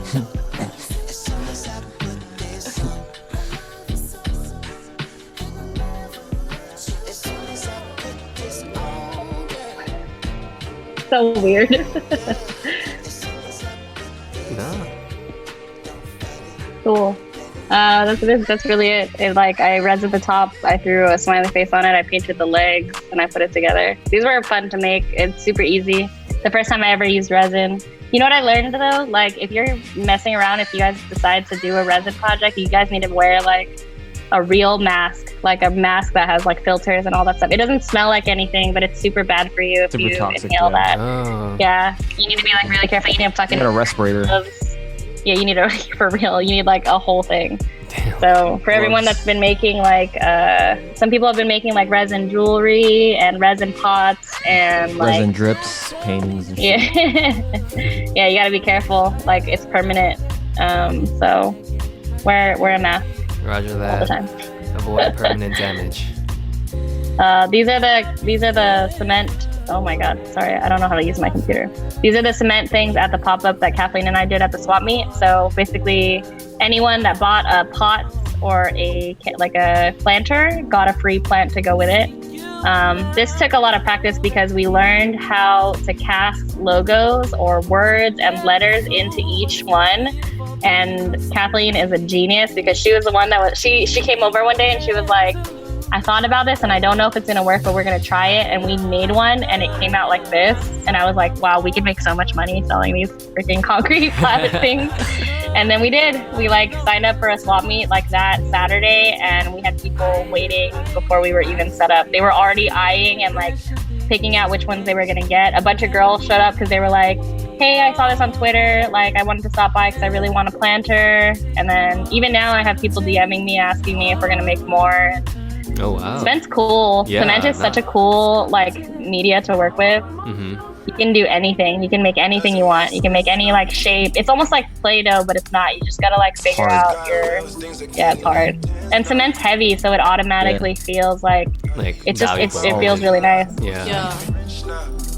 We literally sold all of this stuff. Damn. Yeah, you can make. You want to make like a what's it called? Like a bookend or a pot, or you can make just like little statues. Like you should try cement. Cement's really fun to work with. It's messy, but it's really fun.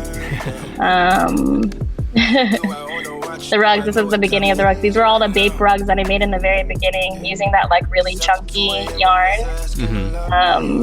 So I would draw the picture onto the same process that you guys saw. I would draw the thing onto the frame, and then I would just sit in front of the TV and I would punch them. I would go through. I have that old Bape book that you guys saw in the beginning. I would look up old colorways from Bapesta.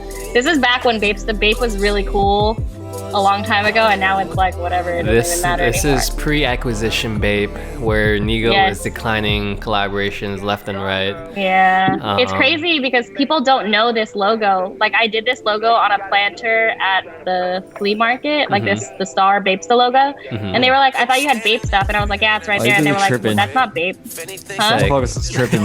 Oh my! I was like, "What?" Don't test me, bro. What do you mean that's not Bape I stuff? know what I'm talking about. Just stuff like Bape that. Star logo, then what the fuck are you doing? Like, talking about Bape, like. This one was fun. The camo ones turned out so cool. That was like all freehand too. Wow. See how it's all fucked up with the Sharpie? Yeah. I looked at a picture of from the book, and I would look at the different camos from the shoes and stuff that they made back in the day, and I drew them on with Sharpie. They turned out really good. I was really proud of that one. No, I went back to the one that's a square, the Bape blue one. I went back and I like undid everything that I did, and I put it back onto the frame, and then I decided that I wanted it to be like a blob instead of a square. I like the blob. See how it's a rectangle here, but then over here it's a blob. Yeah. I turned it into like a different one. I think the blob speaks really well with the camo kind of shape already. Yeah. I agree. I don't remember who asked me for this, but someone, this is a commission, I think, too, for someone. I did a San Diego rug for my friend Jessie and my friend Grace. And then someone asked me for a San Francisco run, so I made one too, this is also tight. Like, I like the sports team ones because they're super easy. I can finish this in like a few hours and it'll be done because it's just two colors. It's just two colors and straight lines. So like once you do that, it's super easy once you get used to it. Yeah, it's autopilot at that point. Yeah. When everything happened with Breonna Taylor, I couldn't stop crying, and I wanted to do another raffle because I was like, man, if we can make this much money doing raffles, I could just keep donating money the best that I can. Especially because I told you guys I was volunteering on Skid Row for a while, for like a year, where we would go downtown and like feed the homeless, and I was like, man, I gotta give back somehow, even though I'm stuck inside. So this is the same concept. It's the exact same thing. I like drew out. See, it's all messed up. You can see all the lines of Sharpie where I messed up the drawing, and it just got better after I kept punching it. But same thing. It's just you draw it out and you color it in. I decided that like I wanted to use all these different colors, and it turned out like this. This was also a $1,200 raffle prize. So people were sending me like $5 at a time, and then I raffled off a winner, and that was it. It's amazing. Yeah. I love the color choices you worked with this. There's definitely harmony with it, and it's very easy to look at. It's very calming.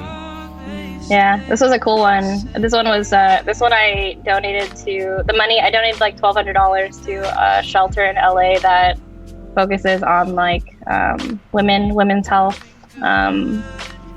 I think I put on my caption, like, if we can't take care of our women and our kids, then what do we have? Like, what's the point? Because that was also the point where Trump was talking about, like, banning Planned Parenthood, closing them all down. And I just know so many girls. The thing that's backwards about that whole Planned Parenthood thing, I know we're running out of time, but the things that people don't the things that people don't realize is that Planned Parenthood isn't just somewhere where you go and get birth control. I have friends that were like really young, like 15, 16, 17 years old in high school that like had to get a procedure done, but they couldn't do it. And we're not talking about like an abortion. I'm talking about like women's health. Like they needed to go and they couldn't get it done, whether that was for money or they couldn't tell their parents. They were afraid that they were going to get like kicked out of their house. Like Right. I know so many girls that went through something during high school, and Planned Parenthood was the one that was them that they could turn to get it done. And I know that if they weren't there during that time of our lives, that they wouldn't be my friends today because they would be gone. It was literally like a life or death thing. Like I know so many girls that went through something like that I was like, man, fuck Trump. Trump is a whack. Fucking orange noodle head. Yeah. So I wanted this. Man. I know. I wanted this money to go to like a women's. He's gone, dude. It's a wrap. They're gonna carry him out the way that he's just bunkering For down. real. They need to Melania's live stream already out, that. dude. They need to live stream that. Hell So yeah, funny. man. It's gonna be the most embarrassing turnover. Yeah. Good stuff, man. This was just something that I wanted to make because I got into the point where I rewatched all of the old Sailor Moon stuff on Hulu. Damn. You know what I realized? They changed the dub, so now it's like politically correct. Did you guys know that? If you go back and try to watch Sailor Moon right now, the Sailor Moon that's available on like Hulu is like the English politically correct version, which is so shitty. It's so bad. What? Yeah, it's really bad. No. This is my most popular rug, which is Doom. Yeah. When I do stuff like this, like music stuff, I like to play the music in the background. So I'll play the vinyl, and then I'll try to like do that whole thing. Doom's whole story is crazy. Like It really is. it's crazy. What a guy, dude. It's I like at this point is basically iconic for our culture. Yeah. And you know, his kind of reoccurring message that anyone can be MF, you know, and just kind of like you never see him live. Yeah. It's so funny. Yeah. It's so cool. It's like the gorillas. But yeah, the impact that he makes, you know, it's almost like listening. It's poetry, basically. I think that's the best way I can kind of put it. He's such a good wordsmith, and there's just nothing like it. You know, he does kind of feel like an anti-hero, but you're rooting for him. Yeah, exactly. That's exactly what Mad it is. villain. Yeah. Yeah, mad villain. So yeah, this is my most popular rug. I sold the most of this rug. I just kept remaking the same one, using the same stencil, the same process. This is the San Diego rug, the first sports rug that I ever made that turned into like, can you make my city? So I made a bunch of these: San Diego, LA, San Francisco. The weed leaf, someone asked me to make. This one's cool because the yarn in this is fuzzy. So well, you can't see it in the picture, but when you look up close, it's like hairy also. Almost like kind of hemp. weird. It's almost like hemp, like you can see like the texture. I like the green which is color, cool. yeah. Yeah. The first Nike rug that I ever made is this one. Like ever. This is the very first rug that I ever made, actually. Crazy. Nice. It's crazy to look back now and be like, oh, where is that? Sometimes I look at pictures and I'm like, wow, I don't even know where that is anymore. I don't know who bought it or things like. This is our friend Jeff's house. Cass. This is Cass's house. Our Cass's house. This is mine and Cass's friend Jeff. His house. Oh, Jeff is the one who ended up with it? No. Gerald bought it. He's in the chat. I think he's Oh, there. I just gave it to him last night actually because I went to San Diego. But I asked Jeff if I could take a picture Gerald bought it? in his house. Gerald bought it. He's using it as his computer thing. This was the first sweater that I dyed too. Oh no, the second sweater I think. So it was one of those things. It's like a process you have to learn. Like the thing about like bleach and color remover and stuff is like you have to learn how long it's gonna take, and there's different tiers of within clothing brands, like Nike in particular. Nike, there's like the Nike store, there's Nike factory store, there's the Nike outlet, and there's like those kind of tiers. There's like the athletic department, there's the women's department, there's the kids department. Those all have different kinds of fleece, and it's all different. Tiers and like what's it called? Quality. So like the really thin Nike sweaters will just rip up. Like it's a wrap. I spent like 3 hours dyeing it, and then I'll get it and I'll pull it out of the dryer and it's complete holes. It's just fucked.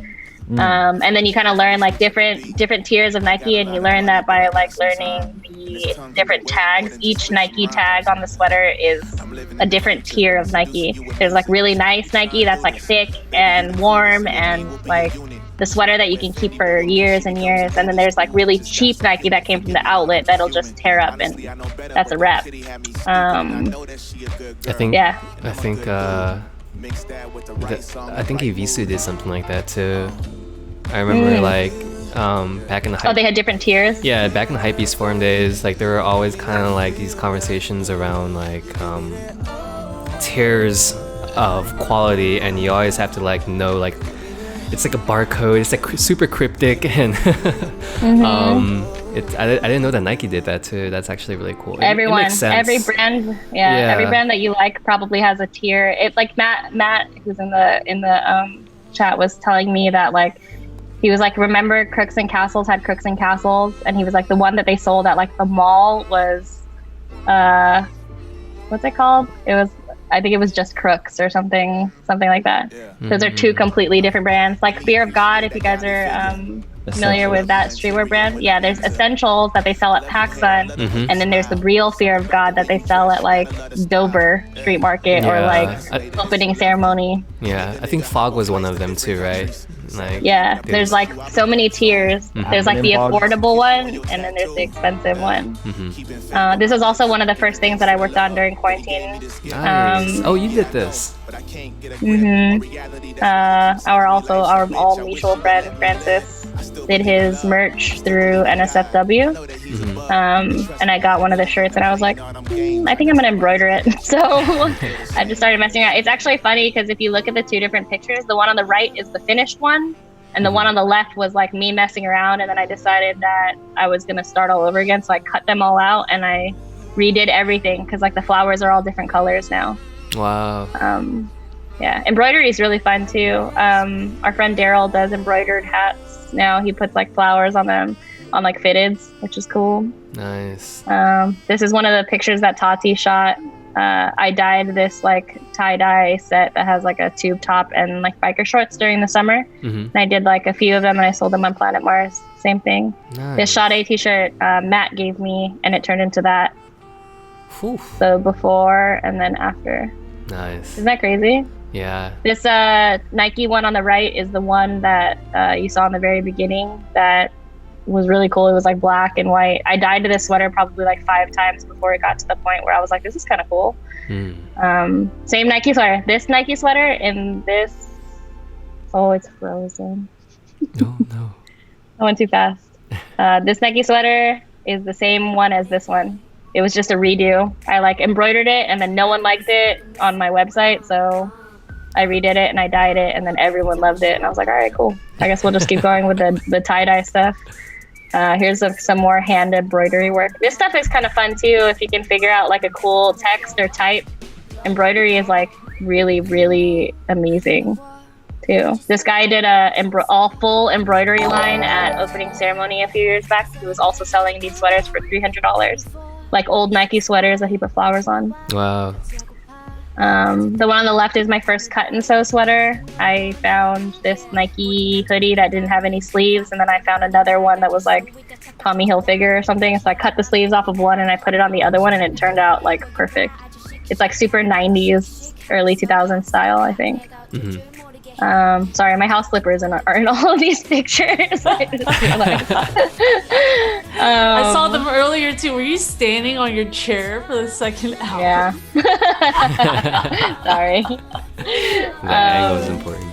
Yeah, I know. So yeah, this stuff like this, like different brands, different types of fleece. If it's made in the USA, if it's made in Singapore or Malaysia or the Philippines, like it's all different, all comes from different places, all dyed differently. You have to keep in mind like every sweater that you owned was probably once white and somebody dyed it black or somebody dyed it green. So once you remove that color, there's all these like different layers and shades that live underneath, like all these like weird greens and browns. And I like that. It's almost like putting it back in its natural state. Oh, well said. Yeah, here's some Ona stuff, some shots that Kathleen did of our jewelry. that we just like did on her balcony in her apartment. Yeah. With like natural lighting, like the random stuff around the house, like seashells and candles and denim jackets. Like I'm pretty sure this denim that's on here is a jacket. Nice. the white fabric on the left is a dress. Let that serve as like a reminder that like you don't have to go out and spend a bunch of money on stuff. Just use stuff that you have around the house, because in terms of like aesthetic and the way things look, like no one knows that. No one knows that this is a white dress that Kathleen had in her closet. This is like, I didn't go down and buy a bunch of fabric and all these different textures and put them together. This is like a coaster from my dining room table, this like wood thing. And like you can use random things around the house. You can use books, you can use blankets, your favorite jacket, use your socks. Cheese board, you name it. It could be anything. Yeah, exactly. You can use your cutting board. These are like behind the scenes shots of that Vogue print that Tati put together. So it's cool because she styled this from like top to bottom. She like sourced a bunch of different artists that make like cool textured clothing, and then stuff from her own collection. She sourced the model, the photographer, got up really early, went to the beach and like shot it. See that thing in the back? It's like a pop-up changing room. I was just about to mention that. That's like for anyone that works with a stylist, they always will carry that whenever they're on set, because it's like an instant like pop-up change room, and your model will change in there, and it's not just a tent in the background. It's crazy. Like on Ocean Beach. I don't know where she took them. I think she took them in like Venice or something, or like Santa Monica. Go back to the other one. That definitely looks like Ocean Beach. Definitely looks like Ocean Beach, dude. In San Francisco. Oh, maybe that makes more in the back. That's definitely Golden Gate Park. Yeah. Maybe you know what? Now that I think of it, it's probably before she moved to LA, and I probably shipped these earrings to her, and then I think maybe she did it before she moved to LA, because Tati moved to LA. You know what's crazy though too is like all of our friends are starting to move to LA, and they're getting more work here than they were everywhere else too. Wow. So that's tight. It's so cool to see everyone like coming up now during quarantine. I spent a lot of time during quarantine like making sure that I was buying stuff from my friends, and I stopped buying stuff from like other people. Whether that's like a print or like whatever they were making that week, stickers or whatever, like I try my best to buy stuff from people that like I know now. Nice. We got, right? We gotta support each other. For real, dude. I wanted to ask, we did a Marielle, pop-up thing. for what can you tell us like some of like your design process or like maybe some of the influences that you guys had for Ona? We knew that we... Go ahead. I was just gonna say like you guys pushed out a lot of pieces, and there is harmony that I'm seeing between them. So was there some kind of like kind of direction that you guys wanted to go with it, that like all these ideas just happen to make sense? Yes and no. Kathleen's background is in like merchandising and like marketing and stuff, so she's really good visually putting stuff together. Like she did all this, like all this wood stuff. She like went and found it and stained it, and all this like eucalyptus that you see on the tables, and then I sewed like the tablecloths for all the tables so that they fit all snug and they worked for our setup. But in terms of like picking things out, not really. We were just like, we would make and find things that we really liked ourselves, like things that we would wear. For the most part, everything's like pretty simple, or it's like a really loud statement piece, or whatever we felt like was for that season that we were coming out with stuff. But I'm really lucky that my partner is so visually creative and like hands-on with stuff, because I get so distracted myself in certain things where I'm just like, oh, I have to do this. I mean, you guys can see it on camera when I'm like setting stuff up. I'm like, oh, I have to do this and I have to go get that. And that's just how my process works, because I've been in events for so long and I've been doing weddings for so long that like there are always so many moving pieces. It's hard for me to stay focused on one, because I'm trying to do 15 different things in my head. And that stuff like this translates into like my real job. So I got the plug to work with Joe from Jasmine Collier, who is like Francis's manager, Kiana's manager, Kiana Lede, and Joyce Rice. She was asking me like, hey, do you know anyone that makes incense?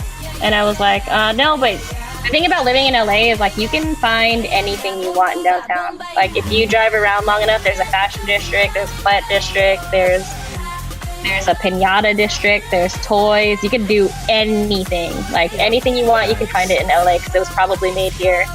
So I was like, no, but there's a store. There's like 3 stores in downtown. You can just go and buy a bunch of oil and buy a bunch of sticks and like come up with your own like scents.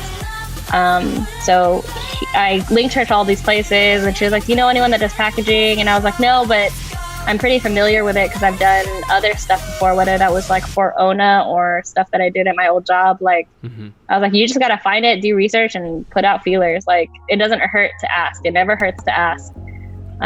So one day Joe came over and I was like, yo, are you doing an incense holder? Like an incense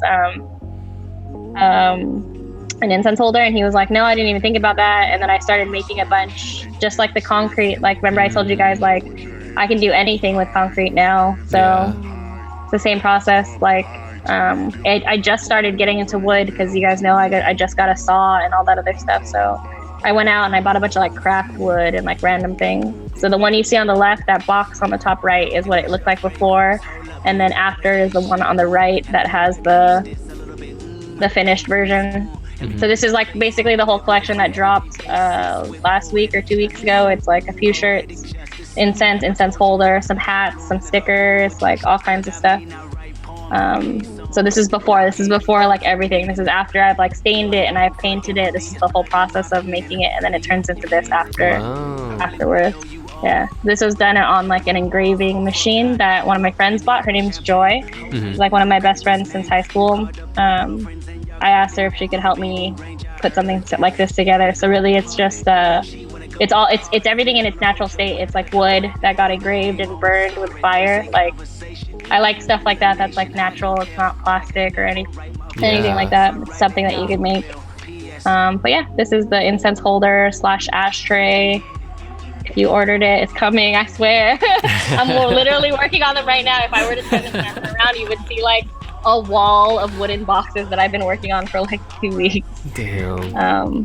Did they come out with the name too, like self-love? Yeah, so Joe has a bunch of like graphic designers that he works with and friends that are artists that put some stuff together, and he's really good at speaking on his brand, and he's really good at like talking about what he wants it to be and how he wants it to look. And the people that he works with, his team with like selection and all of those people, like they are able to put together this whole thing. And yeah, I'm really fortunate because like I said, like you're a product of your environment and the people that are around you that lift you up. And Jasmine was one of those people for me. She was like, you can do it. Like, if you want to try. So now I'm working with them pretty much full time, making this kind of stuff and like getting ready for the next drop of other stuff that he wants to put out, whether that's this year or next year. And you'll always see it if you follow the Timeless Classics thing on Instagram. Like, it's just, it'll always, he's really making stuff that like lasts forever. Like, it really is like classic stuff that you'll always keep in your house. And if I could go back now, like to my younger self, I would tell myself to stop buying like clothes and things like that when I was younger. Like buying things that didn't mean anything, and I would buy more of this kind of stuff. I would buy stuff for like my house and like invest in like your book collection and things that you can keep in your house. Like, I remember I was telling you guys, like, people gave me shit about living in that small apartment. People give me shit about living in this apartment too because they know that my rent is expensive.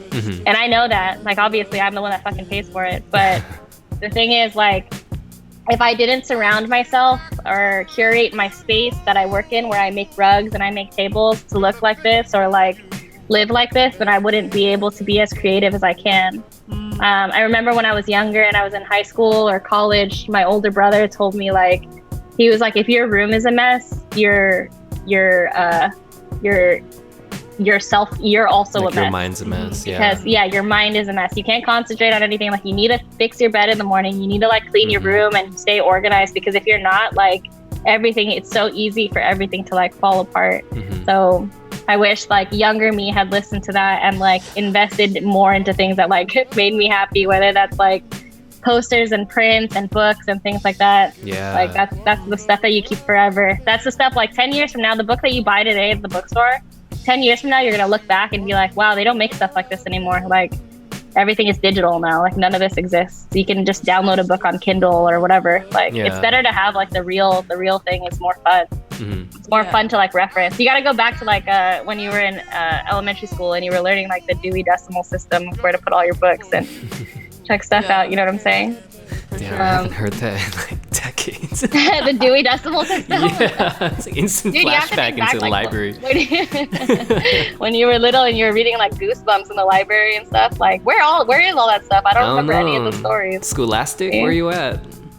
Yeah, I remember like those book fairs where you had to sell all those books. I love the book fairs. Yeah, those are fun, man. Yeah, I remember Captain Underpants. Hell what else yeah. did we read Magic back School then? Bus. Magic. Oh, dude, I loved Magic School Bus. Magic oh School my Bus. god. You know what I thought about making? I thought about making the clock rug from what's that show with the with the, you know what I'm talking about? No. Big comfy couch. Oh shit. You remember Big Comfy Couch? I don't remember. She was like a clown. She was like a clown, and you would do your morning stretches with her. Oh wait, I do know what you're talking about. Holy shit! She had a rug, dude. She had a rug on the floor. Whoa! That was a clock. Oh shit! I've never seen this. And her daily stretches were like each time it would be like 3 o'clock, 6 o'clock, whatever. Oh my god, I do remember. Dude, this actually like kind of freaked me out low key as a kid because she forgot a clown. Well, she's kind of like a clown. She is a clown. Like. Yeah, I think this would freak me out every time. I would watch it, but I'll be like, what is happening right now? Dude, sometimes I watch kids shows with my nieces and nephews, and I'm like, this is what kids shows are like now? The hell are you guys doing? Learning TikTok dances in the freaking living room? I didn't do any of that stuff. They were like teaching me shapes and colors and how to be a good neighbor. It's crazy. For those of the people in the chat that know my professional life, that I don't really ever post or like talk about, because like you guys know, I hate having, I'm very fortunate and blessed to have a job and to make money that way. And then in the same aspect, I never wanted a job to begin with because I just don't like when people tell me what to do or whatever. But I'm also fortunate because my line of work professionally is an event director. So as an event director, I got to curate and make everything that I wanted to make and how it wanted to look or whatever. So last year I did a good series of events. I probably was doing like 3 events a week. Like I was busy last year. I was like, I was in my bag last year working all the time. I missed everything. I missed everyone's show. I missed like family gatherings because I was working so much. Like that's something that like you can never get back, you know? So if you have a chance and you can turn it down. Go to your family party and like do all that stuff because you'll never be able to get it back, you know? Dropping gems, but generally, I did get to work with a bunch of cool brands last year, one of them being Spotify. They wanted to do specifically like it was like Chinese New Year that year. So they got a bunch of Asian artists from their playlists called, I don't know, it was like East something on Spotify, something from the East, whatever, on Spotify. They took a bunch of artists from that and they put it together. And then here's some photos from that. So this is Chinese New Year. This is just the stage, but actually all those red lanterns hanging from the ceiling, me and my friend Tiffany hung them all over the venue. They were everywhere. Like, the cool thing about stuff like this, where I can pick what it's gonna look like or what it's gonna be like, is like everyone that walked in that night got a red envelope with a raffle ticket in it, and then at the end of the night, we raffled off a bunch of stuff. We raffled off like a guitar, like tickets to a Lakers game, like all kinds of stuff. It was tight. Hell yeah. It's sponsored by Jack Daniels, so like if you look on the left, all of the drinks on the menu were on the house, so to speak, and then we curated all the names. Yeah, open bar, free food, and free drinks. Yeah, big budget stuff. You know, the cool thing about working here too, which I love, was I got to work with my friends. So Johnny Guapo took all these pictures. So I got to hire like my photographer, my videographer. I got to hire graphic designers, like, and they were always my friends. It was usually always like Beej would come to like every event because I'm like, yo, did you eat tonight? Because you can come. We have free food and free drinks. And he would always come. I'm there. Beej has been to more events than like any of my other friends because he would always come through and drink and eat and be merry. Here are the red envelopes because it was Year of the Rat last. I think last year. last year. I think. Yeah. So everyone got a red envelope with a raffle ticket in it, and then we were able to. This is Neiman, and I think the guy on the right, his name is Zhao. These are also guys that were on their Spotify playlist. Hey, Here's another. D-Smoke. Yeah, Love if you guys this are guy. familiar with like TDE and everything, D-Smoke. I did his album release party Nice. at the studio that I worked at. He is such a nice guy. I don't know, what was the show that he was on called again? It was that hip hop competition show of Chance the Rapper, Cardi B, and T.I. Yes, whatever that is T.I. called. Wow, if you guys haven't gotten a chance to watch that. I know I watched the show. It's just been a minute, yo. Like I don't remember. This particular season with D-Smoke though, he is so talented. Rhythm and flow. Rhythm and Rhythm flow. and Yes. flow. Yeah. He blew everyone out of the water. Like, Facts. it was crazy. Yeah.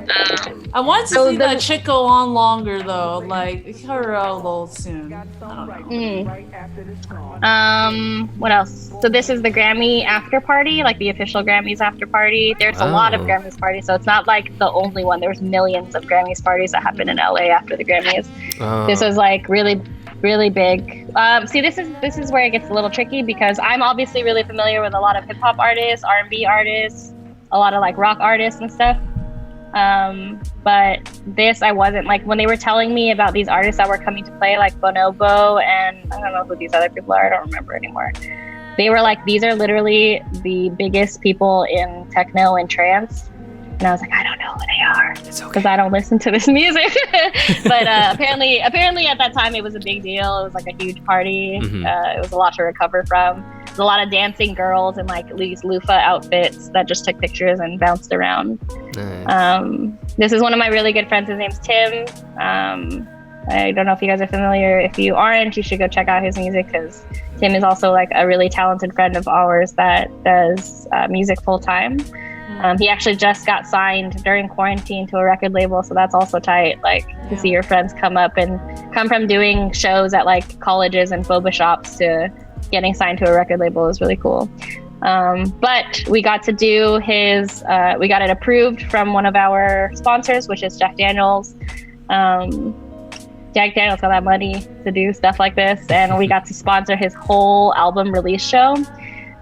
So same thing, I got to do the set design. His single for this album is called Tangerine, so I hung a bunch of oranges from the ceiling, like fake oranges and like leaves. It was really cool. It looks tight.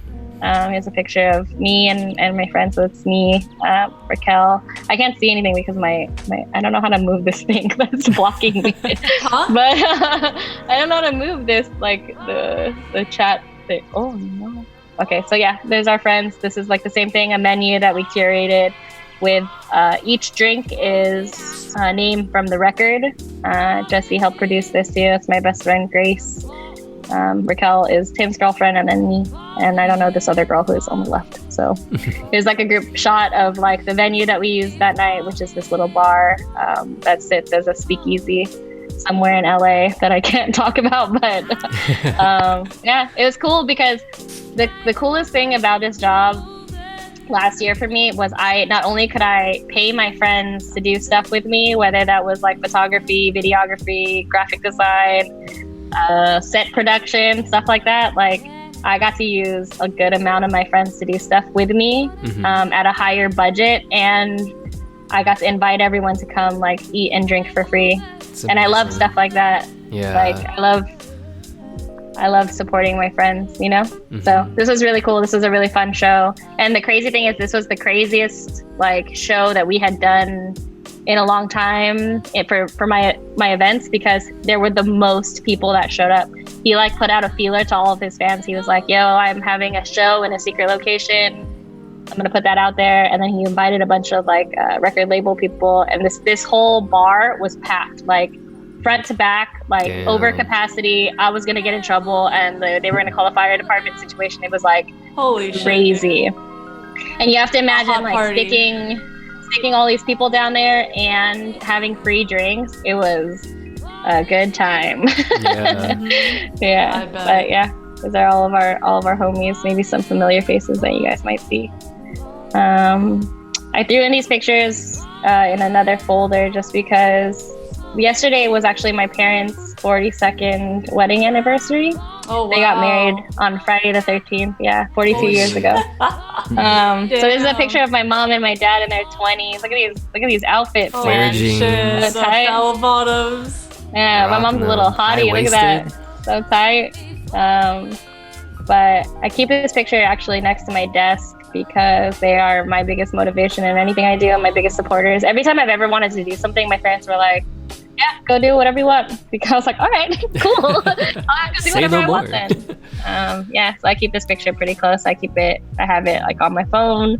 I have it by my desk. You know, like there's all that dream building stuff. And you have to like remind yourself sometimes that your parents came here from wherever they came from. If you are a kid of an immigrant or if you're a child of an immigrant, you have to keep in mind, like, I actually didn't learn their immigration story until quarantine. If you haven't had a chance to ask your parents like how they got here, like you should ask just so you know how hard it was and how easy we all have it now. Like, facts. It's pretty fierce. It's crazy. Like, what was their story? Give us a little sneak peek. My parents came. I was actually born in the Bay, so we had an apartment across the street from Dolores Park. That's probably $1 million now, if we're being honest. Shit. Like, my parents immigrated from the Philippines and then moved to the Bay. They landed in the Bay. We lived there for a little bit and then moved to San Diego. But the crazy thing is, like, when they talk about the Philippines, they talk about how like they didn't want to come here. And the only way that they could come here was when they joined the Air Force or the Navy, because they were looking for people to fight. You know, they were looking for people to join the ranks. One of those people was my dad and all of my uncles, which is my mom's brothers. So my mom is one of 10 kids and my dad is one of 10 kids. So I have a huge family. Wow. So that's it. Basically, they immigrated here and then we moved to San Diego and they've been working ever since. But I keep this picture close because if we're talking about like our ultimate goals in life, people say like, I want to be rich. I want to be a movie star. I want to be whatever. Like, for me, my biggest goal in life would be to buy my parents' house. That's what I want to do. That's amazing. So I keep It's this picture motivation right there, you know? Yeah. This on the right is like pretty much my whole family for the most part, give or take a few kids. I have like 30 first cousins on my mom's side and 30 first cousins on my dad's side. And all of those cousins have like 3 kids now. So this is like my immediate family. My mom and my dad. Was my dad in this picture? I don't think my dad's in this picture, but my brothers are in here. My brothers, these kids are all my brother's kids. Like, that's how many kids are in my family. Oh, damn. And then my mom and my aunts are there on the left-hand side. My mom is this little one with the hat in the middle. On the left is my grandma, who passed away last year. But that was a big deal to me just because I'm named after my grandmother. And she's the last of my grandparents. So for her, I'm happy that she went before COVID. And then at the same time, there was a family group chat that my mom like reopened recently. And the last picture she sent was a picture of my grandma. And I started crying. I was like sitting here in my living room and I was like, man, it's crazy that like I haven't had them in my life for this long. And it totally, not necessarily that I forgot, but it was almost like a reminder because I saw her face and I was like, oh, I miss her. I miss the way she used to like smell my face and like comb my hair and say hi to me and ask me what I'm doing. And she smelled your face. Like that's a Filipino thing. It's a super Filipino thing. Oh shit. I don't know why they do that, but you know. So I keep these pictures pretty close to me and like always accessible just so I can see everyone's faces since my family lives so far away. Actually, last night when I went to San Diego was the first time I saw my parents in almost like this whole year. Like, wow. I just because like I don't want to put them in danger. Like, I get tested regularly, which is weird. Is testing regular like normalized in the Bay at all? Or no? I do it bi-weekly. Everyone around me, it's very casual that we talk about like, hey, when you get tested, like you should get tested. And the hard part was just convincing my parents. But yeah, everyone around me, it's pretty normal at this point. Yeah, I'd say so. It's crazy. I'd say so too. In LA, it's like super normalized. Like, our friends get tested every week. If we go see each other, we tell each other the last time we got tested, and we're pretty much aware of everyone that we're around. Like, I don't ever go out to party. I'm always home. It goes back to that whole internalized capitalism thing, because I'm always like, do I want to go out, or do I want to just sit here and finish this so I can pay for my rent? Like, that's really mostly what I'm doing. Yeah. But every once in a while I'll go and I'll get sushi with Vij at the supermarket or something. But yeah, so that's my family. I don't know if there's anything after this. Oh, that's it. Planet Mars. Good. Thank you. But shout out to Belinda. She made an 80 slide keynote for me. So that was tight. Did I stop sharing, or are you guys looking at yes. Yeah, you did. We're good. Oh, good. Yeah. We are good. Nice. Yeah. Mario, that was amazing. You do a lot.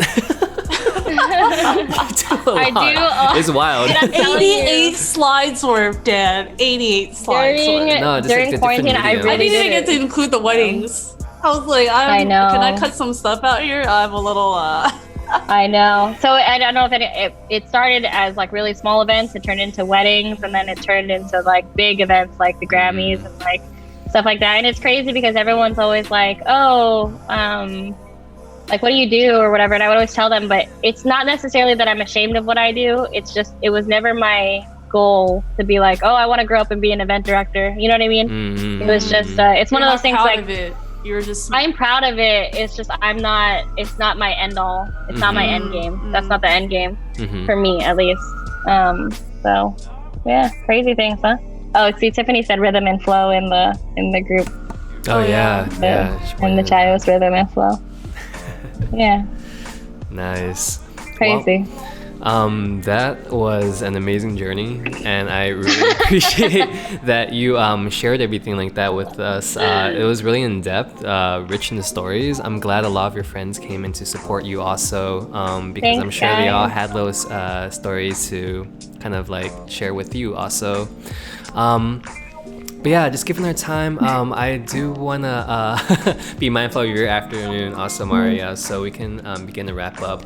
I just kind of want to quickly recap the things that we spoke about this session. I'll do my best. So it sounds like during the first hour you spoke about your journey kind of beginning more so around like high school when you started taking like some like clothing workshops at that time. You did some woodworking shops also, but it sounded like just around you, the people that you carried around with you were doing some amazing things, and you kind of like experienced some kind of like questions in what kind of direction you wanted to go into, right? So it sounded like that eventually kind of led you into, you know, a potential culinary degree that changed, but you eventually switched it into, it sounds like you started diving into event coordinations, and that's where like things started to like temporarily for then kind of like fall into place where it allowed you to like work, and it was something it sounded like you were good at it, but it wasn't like the end goal for you. And afterwards, you know, you started exploring some more kind of creative fields. You created Ona, and then just during quarantine, you started exploring a lot of different types of mediums, actually, and that's actually how I found you for the first time through the rugs, which is super amazing. But it sounded like how all of your past experiences were very hands-on, that kind of like led into the like where you're kind of going right now, right? It seemed like there was some kind of like narrative where it's kind of all gearing you into a specific It came direction. full circle. Yeah. For sure. Yeah. And yeah, for the second hour, you shared with us the process of how you create rugs. Talked about K-dramas. And it'll be really exciting for you to actually finish that rug. We'd love to kind of like share it on our platforms too. And then for the third hour, yeah, you gave us more kind of in-depth on, it was like not just the rugs, not just Ona, tables, furnitures. You also shared with us like the events that you happen to do. Like this is all like pre-COVID, right?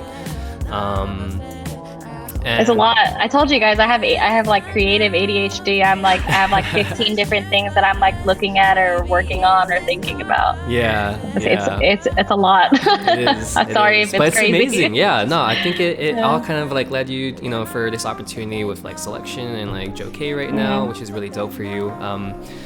But yeah, we're like we're really excited for you. We feel like your journey is just beginning. And we'd love to reach you on and kind of keep tabs on you also, and also become a resource for you too if you ever like have any like needs for us also. The one thing that I really do deeply connect with you on is the how we value like printed goods, right? I think that's something here at Nüfly. I don't know if you know this, but one of our end goals is actually to be releasing collectible art books.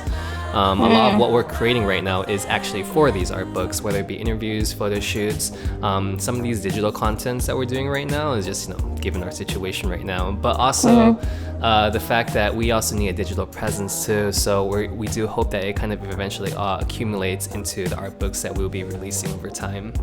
And it'd be sick to kind of maybe feature your work on there. I think that'd be really fun to see some of your work published too.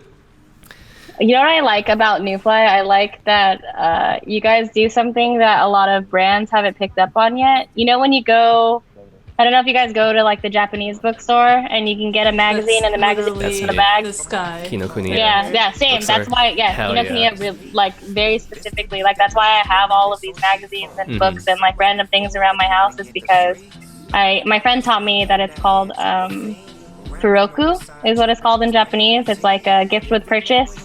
So you get a book and you get a magazine, or you get a book and you get a bag, like a vape bag or a watch or a wallet, or you get a keychain or stuff like that. Like bag. I feel like a lot of brands haven't done that, and I know it's really expensive, but I wish more people did that. I would be more inclined to buy their book or their print if it came with something too that I got to keep and showcase in my house, just because I like to have stuff. But you guys, I love that Nüfly does that. You guys should do more of those, because we will. Yeah. My favorite thing to buy. Our goal, you guys did the candle. The candle's cool. Yeah, the goal with this art book is that we want to make it interactive. We want there to either maybe read some pages upside down, maybe some perforated pages where you can tear out, maybe some translucent pages that changes colors on something. We're still in the process of designing everything, but that is our intention with our final product. Nice. Yeah. Like the idea is like you would read a story or an interview or editorial, and there would be a QR code attached with that. I'll have like a video that I made. Make it more interactive. You know what I mean? Yeah. I've been looking more into that, like products that come with QR codes that lead to like a playlist, stuff like that. We just did that with. It's like full circle. Yeah, I love that. It's so cool. Like you can really manage the way that your art makes people feel, because you can attach your smell or your scent or your playlist or your movie or your visual to your book and your poster.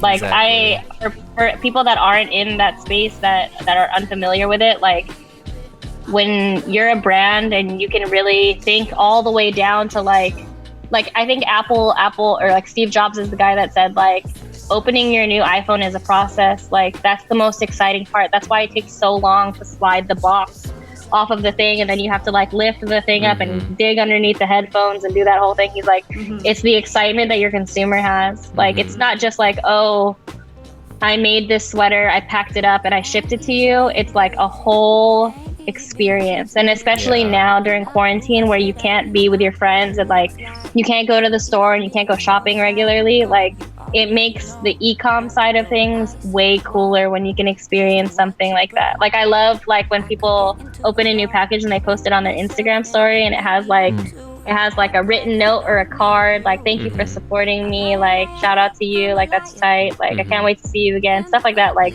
that really hits home. So I hope that if you guys take anything from this, like anyone that's in the chat, if you're making something and selling it online, like really think about like the way people react to it and the way people like get to experience you as an artist all the way through, from the moment that they pick it up from their mailbox to the point where they like take it home and open it in their house. Like feeling that's the cool thing. It's the feeling. That's what I was talking about, like text and colors. Like it goes so much deeper than just like throwing your name on something. Well said. Definitely, definitely, dude. 100%. We're gonna collab on some shit, man. This is just the beginning. I know. Yeah. We'll do it. We got time, all the time in the world. Right now. Nice. So, just for the last part, Mario, I want to give you an opportunity to be able to promote anything you want to our community also. If there's anything coming up or anything you kind of want them to check out, the floor is yours. So if you ordered something from Timeless Classics, it's coming over in like the next week once I finish painting all this stuff. And then I drop new stuff on Planet Mars' Instagram every Monday. I don't have a shop where you can buy stuff. I just post it on Instagram because every week I make something different. Whatever I have time to work on that week. And I think the thing about Planet Mars that's cool is like, since I make so many different things, it's not like I only sell sweaters or I only sell like tables. Like I get to make anything that I want, and that's why Planet Mars is really important to me. And that being said, I haven't posted it yet, but if you guys are free tomorrow, I am selling all of these sweaters that I dyed this week at the Silver Lake Flea Market tomorrow all day. So if you want to come by and see me or like say hi and talk and whatever, I'll be at Silver Lake Flea Market literally all day tomorrow from like 9 o'clock until 3 or 4 in the afternoon, or whenever I run out of sweaters. So come by, it's sweater weather, it's cold outside, so you need to get it anyways. Yeah. Hey, that's it. you heard it So here come to the first. flea market, and on Mondays I drop everything that I make that week on Planet Mars Instagram. Amazing. Thanks. Awesome. Mario, So many things. thank you so much. All right. It's amazing. Guys. Yeah. So you can follow Marielle. We plugged all her handles in the chat. You can also find her on Instagram. She's also on Twitter. But yeah, Marielle, thank you so much for spending your afternoon with us. It was a pleasure hearing your story. We're really looking forward to uploading this at YouTube eventually, where you could like share it with That's a whoever you dig want. at me, man. It's not. I'm just saying that it's something that I'm working on it. Happen. I'm working on it. Yeah.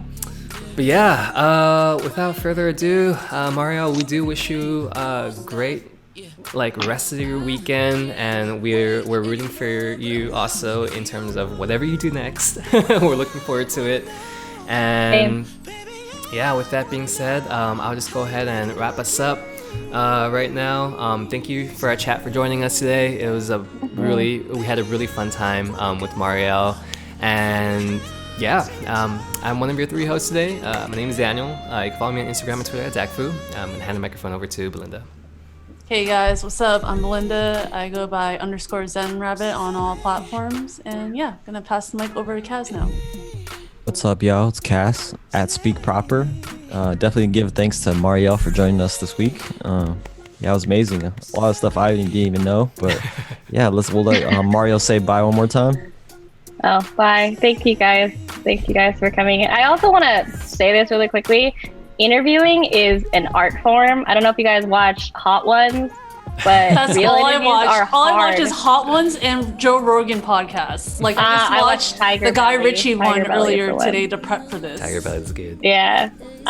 So thank you guys for that, because I don't think people realize like it's not just a bunch of questions. It's really like thinking about the person that you're going to interview. Because I've worked with so many artists now, like you really have to like really know the person that you're interviewing. You got to research and you got to know your words and your questions and how they all fit together. But Nüfly is really cool. I'm really impressed. Like you guys are amazing. So thank you so much. Thank you so much. It was super easy talking with you, Mario. I'll see you guys next week, and I'll come chat in your next one. Hey, Hey, for sure. Bye. Thank All you. right, guys. Thank you, chat. bye.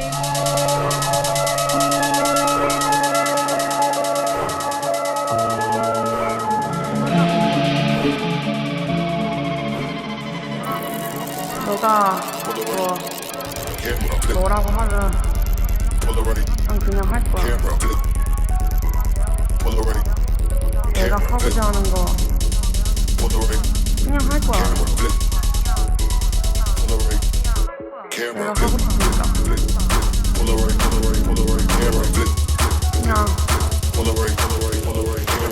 계속 할 거야.